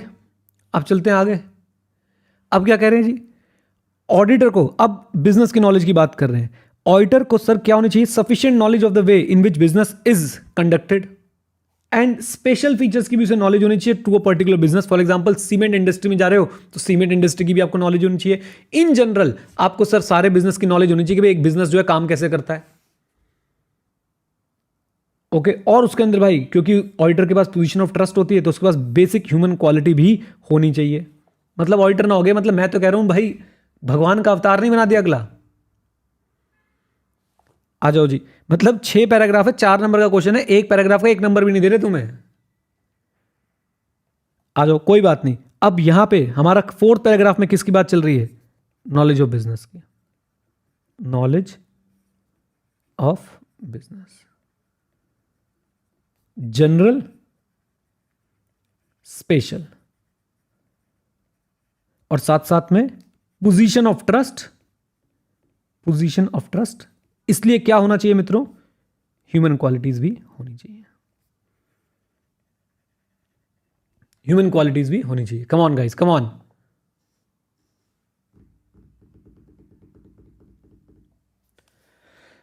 चार नंबर के लिए इतना लिखना पड़ेगा कि भाई ये तो आईसीआई बताएगा। आईसीआई ने सजेस्टेड आंसर में भी ऐसे लिखा हुआ है। अच्छा जी, नेक्स्ट पॉइंट पे चलते हैं। अभी खत्म कहां हूं? अभी तो पार्टी शुरू हुई है भाई, अभी 2 पैराग्राफ बचे हुए हैं। Then he is called upon constantly to critically review financial statement. Therefore, it is obviously useless for him to attempt the task unless he has knowledge of that of an expert. तो expert knowledge specifically किसमें? Accounts में बेटा। Expert knowledge specifically किसमें? Accounting में। Accounting की हर branch का उसको idea होना चाहिए। आप सोचो, आपके पास सीए फाउंडेशन में 100 नंबर का अकाउंट, इंटरमीडिएट में 200 नंबर का अकाउंट आपका, और फाइनल में भी अगर आप देखेंगे तो 100 नंबर का तो है ही, प्लस 100 नंबर का और भी आ सकता है। कहां पे बेटा? आपके ऑप्शनल में। मतलब 500 नंबर का आपको अकाउंट्स पढ़ाया जाता है। क्यों? ताकि आपके पास एक्सपर्ट नॉलेज हो। किसकी? अकाउंटिंग की किसकी? ऑल ब्रांचेस की, हर तरह की अकाउंटिंग आपको आती हो। राइट? साइने क्वा नन क्या होता है बेटा, ये क्या होता है? इसका मतलब होता है सर एसेंशियल कंडीशन। इसकी भी प्रोनाउंसिएशन आपको दिखा देता हूं। इसका मतलब होता है एसेंशियल कंडीशन। लो भाई लो, ये लो, साइने qua non. Sine qua non अभी आप लिख के आओगे ना, ये होते हैं अपने आंसर को सजाने के तरीके कि भैया अकाउंटिंग के हर ब्रांच की knowledge is a sine qua non for the practice of auditing. What is sine qua non? What is sine qua non? Sine qua non is essential condition of practising in auditing.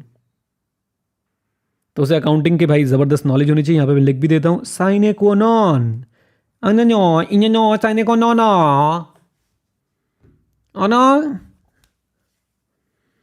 इसको लिखने के लिए 30 minute extra मिलने चाहिए। आ जाओ जी, sine qua non. Okay then finally Lindley के पास पहुंच गए भाई। फाइनली लिंडले के पास पहुंच गए भाई। अरे लिंडले भैया, अरे Lindley uncle. Anyways, Lord Justice in the course of judgment in the famous London and General Bank case had succinctly summed up overall view of what an auditor should be as regard as the personal qualities. He, अब देखिए उसने क्या बोला था, honest। वो बेचारा सिर्फ इतनी सी लाइन बोल के गया था, auditor must be honest, that is, अब ये बड़ी इंपॉर्टेंट लाइन है, that is, he must not certify anything which he don't believe to be true, and if he is signing anything which he believes to be true, then he must exercise what? Reasonable care and skill. लो ये Lindley ने सिर्फ इतनी सी बात बोली थी यार, बाकी रात हमने बताया। ओके, तो लिंडले ने बोला था भैया auditor must be honest.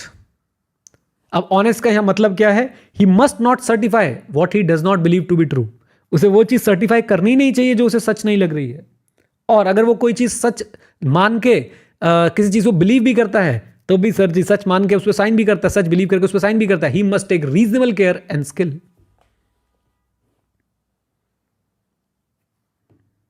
Okay, तो किसी चीज को सच मानने से पहले उसे क्या करना पड़ेगा?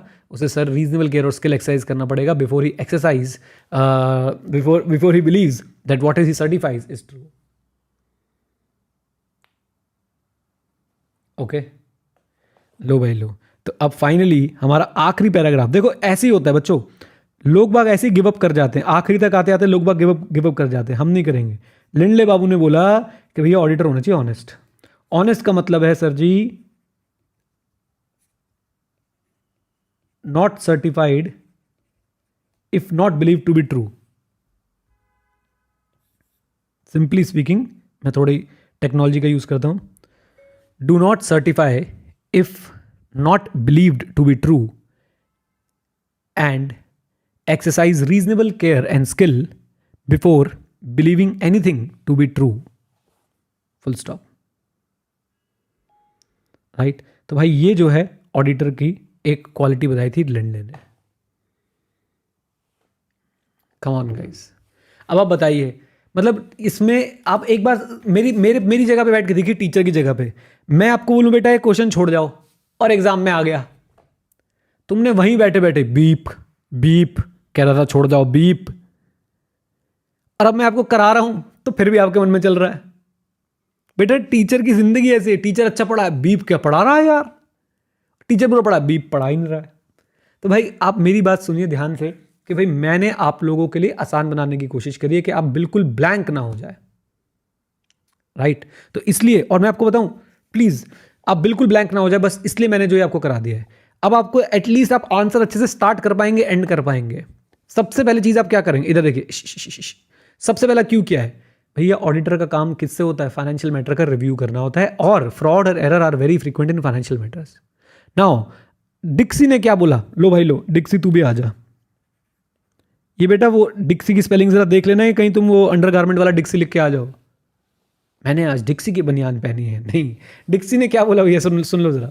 हाँ जी, डिक्सी ने क्या बोला जरा सुनिए, कि भैया टैक्ट होनी चाहिए, फर्मनेस होनी चाहिए, राइट? उसके बाद टेम्पर उसका सही होना चाहिए, इंटीग्रिटी होनी चाहिए भाई साहब, कम ऑन, पेशेंस होने चाहिए, क्लियर हेडेडनेस होनी चाहिए, इंडस्ट्रियस होना चाहिए, जजमेंट प्रॉपर होनी चाहिए, जितनी याद आ जाए। फिर बिजनेसमैन, कि भाई इसलिए कहा जाता है कि जो क्वालिटीज एक अच्छे बिजनेसमैन में होनी चाहिए वही क्वालिटी एक अच्छे ऑडिटर में भी होनी चाहिए। फिर इंटीग्रिटी पे चल दिए, हाँ जी, फिर इंटीग्रिटी पे चल दिए इंटीग्रिटी पे क्या बोला कि भाई साहब बात ऐसी है, घर जैसी है, ऑडिटर के अंदर सर इंटीग्रिटी होनी चाहिए बैक्ड बाय इंडिपेंडेंस। और हमारे कोड ऑफ एथिक्स ने भी बताया कि भैया integrity, objectivity, independence are one of the core principles which auditor should follow. अच्छा जी, उसके बाद क्या हो गया, लीजिए सेकंड पैराग्राफ में लॉ, भैया ऑडिटर को लॉ की नॉलेज होनी चाहिए। हाँ जी, ऑडिटर किसकी नॉलेज होनी चाहिए, लॉ की नॉलेज होनी चाहिए, स्पेसिफिकली कंपनी लॉ और साथ साथ में मर्केंटाइल लॉ और जो स्पेशल स्टैट्यूट्स लगते हैं उनकी नॉलेज होनी चाहिए। और भाई टैक्सेशन लॉ को तो छोड़ ही नहीं सकते। इंडस्ट्रीज बता दिए भारत भाई मैंने, मतलब एक उसको समझ रहे हो, एंटरप्रेन्योरल होना चाहिए वो बंदा। अच्छा जी, देन उसके बाद जरा देखिए, उसने फिर एक इंटेंसिव प्रोग्राम कर रखा हो थ्योरेटिकल एजुकेशन का, किसमें, सब में तुम्हारे सब्जेक्ट बोलना शुरू करो बेटा, लॉ के अंदर, आपका कॉस्ट अकाउंटिंग के अंदर, फाइनेंशियल मैनेजमेंट अकाउंटिंग के अंदर, टैक्सेशन के अंदर, computer system and information, computer and information system EIS भी घेर लिया। Okay, and only theoretical knowledge will not help, he must have some practical training also, articleship को भी लिया है। अच्छा जी, उसके बाद कहते हैं ये सब तो ठीक है, but he must also have the knowledge of the business in general, how business is conducted, or what are the main processes in a business, and he must also have special peculiar knowledge about the business he is going to audit. And since auditor is going to occupy a position of trust, he must have some basic human qualities as well. तभी तो CA की शादी जल्दी हो जाती है, उसके बाद इतना कुछ है। Then he must have expert knowledge in accounting, in all the branches of accounting. And expert knowledge in, ध्यान सुनिएगा, expert knowledge in account, all the branches of accounting is a sine qua non. Come on. फिर आता Lindley ने भाई एक ही बात बोली थी, फिर क्वेश्चन से आपने लाइन उठाई और फिर आप बोलेंगे लिंडले ने क्या बोला था भैया कि भाई ऑडिटर जो है वो क्या होना चाहिए, auditor must be honest, he must not certify what he does not believe to be true, and he must exercise due skill and care before he believes that what is certified is true. लो भाई लो, अब आप बताइए sir, देखिए समय लगेगा भाई, समय लगेगा। अगर आपको, अगर देखो जो क्वेश्चन हमने क्लास में कवर कर रखे हैं उनकी टेंशन लेने की जरूरत नहीं है, जो क्वेश्चन क्लास में कवर नहीं कर रखे भाई उसमें टाइम लगेगा, आपको टाइम देना पड़ेगा। बताओ टाइम दोगे कि नहीं दोगे, जल्दी बोलो। अब ये क्वेश्चन परमानेंटली हमने कवर कर दिया, जब भी कोई बच्चा बोलेगा क्वेश्चन कवर कर, मैंने बोलूंगा ये वीडियो देख ले भाई जाके। हाँ, और मजे की बात बेटा, ये लिंडले वाली लाइन आदि तो यहीं से उठाई है इन्होंने क्वेश्चन से, घबरा क्यों रहे हो। ये देखो, Justice Lindley in the course of judgment in the famous London had succinctly summed up overall view of what an auditor should be as regard the personal qualities. लो भाई लो, यहीं से उठाना है और उसके बाद लिख देना हाँ भाई सही कह रहा था उसने पर्सनल क्वालिटी को। ही सेड, मतलब 2 लाइन में था, ही said auditor must be honest. यहां पे आके ना मैं कभी कभी ऐसा फ्रस्ट्रेटेड फील करता हूं कि क्या है ये, मतलब इंस्टीट्यूट क्या चाह रहा है आपसे। दिव्यांश कह रहा है एक बार रिवाइज करा दो। लो भाई लो, रिवाइज कराना हमारा काम है। पहला पैराग्राफ, पहला क्यू, ऑडिटर का मेन काम क्या होता है, रिव्यू करना फाइनेंशियल मैटर्स का, बहुत सारे बिजनेसेस का, इंस्टीट्यूशन का। फ्रॉड और एरर जो है बहुत फ्रीक्वेंट होते हैं फाइनेंशियल मैटर्स पे। आउट ऑफ नोवेयर डिक्सी आया, डिक्सी ने बोला भैया ऑडिटर जो है वो टैक्टफुल होना चाहिए, ऑडिटर के पास जो है वो क्या क्या किस तरह की क्वालिटी होनी चाहिए, टेम्पर उसका अच्छा होना चाहिए, इंटीग्रिटी होनी चाहिए, इंडस्ट्रियस होना चाहिए, जजमेंट उसके सही होनी चाहिए, पेशेंस होने चाहिए और साथ साथ में क्लियर हेडेड होना चाहिए, स्ट्रेट फॉरवर्ड होना चाहिए। और फिर बोला गया कि भाई बात ऐसी है कि देखो जी घर जैसी है, जो क्वालिटी एक अच्छे बिजनेसमैन की होती है वही क्वालिटी एक अच्छे ऑडिटर की भी होती है। फिर कुछ नहीं मिला तो चलो बेटा चलो क्या करें, इंटीग्रिटी। ऑडिटर के पास इंटीग्रिटी होनी चाहिए बैक्ड बाय इंडिपेंडेंस। हमारे कोड ऑफ एथिक्स में बोला गया है कि integrity, independence, objectivity are the core principles which should be followed by the auditor. फिर second paragraph, auditor must have a good knowledge of the laws, specifically the company law is a notable mention, as well as the mercantile law should not be ignored at all. And in case of a specific business, special statutes must all be, the knowledge of special statutes must be there with the auditor. Needless to say, the knowledge of taxation laws is very important for conducting audit of a business. अच्छा जी, उसके बाद भैया अभी थोड़ा ना हारे हैं। An auditor must go through intensive program of theoretical education covering the subjects such as, मैं तो शुरू से देख के बोल रहा हूँ, such as corporate law, costing and जिसे मैनेजमेंट अकाउंटिंग भी बोल सकते हैं, taxation, financial management, computer systems and information system, strategic management etcetera. Only theoretical question, only theoretical knowledge will not help, he must have practical training. हाँ जी, he must do practical training as well in the subjects mentioned earlier. Only then he will be in a position to conduct audit completely. Then next paragraph में auditor must also have knowledge of the business. In general, he must know all the processes which are there in a business, and he must also have the specific knowledge for the specific business for which he is going to conduct the audit.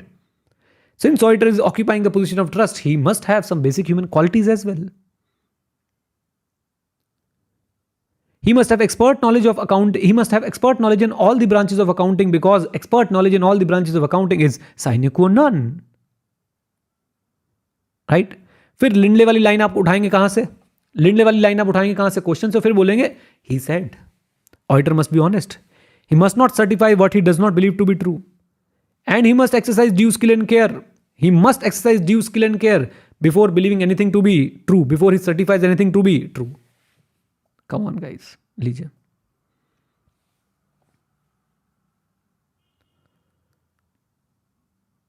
हो गया? देखो भाई, वक्त लगता है भाई, वक्त लगता है. तो अब आप लोग चेक कर सकते हैं सारे topics. 15th number, 14th number, 13th number, 12th हमारा, 11th हमने कवर कर लिया, प्री कंडीशन. ठीक है. उसके बाद monitoring, engagement, performance, A to Z, human resource, acceptance, continence, professional scepticism, हमारे थ्रेट्स के साथ साथ सेफ गार्ड, इंडिपेंडेंस का डिस्कशन, हमारे ethical requirements, A to Z, even qualities of auditor, सब जो है वो कंप्लीट है. अब एंजॉय कीजिए और अच्छे से मार्क्स लाइए. Bye bye, take care, God bless you.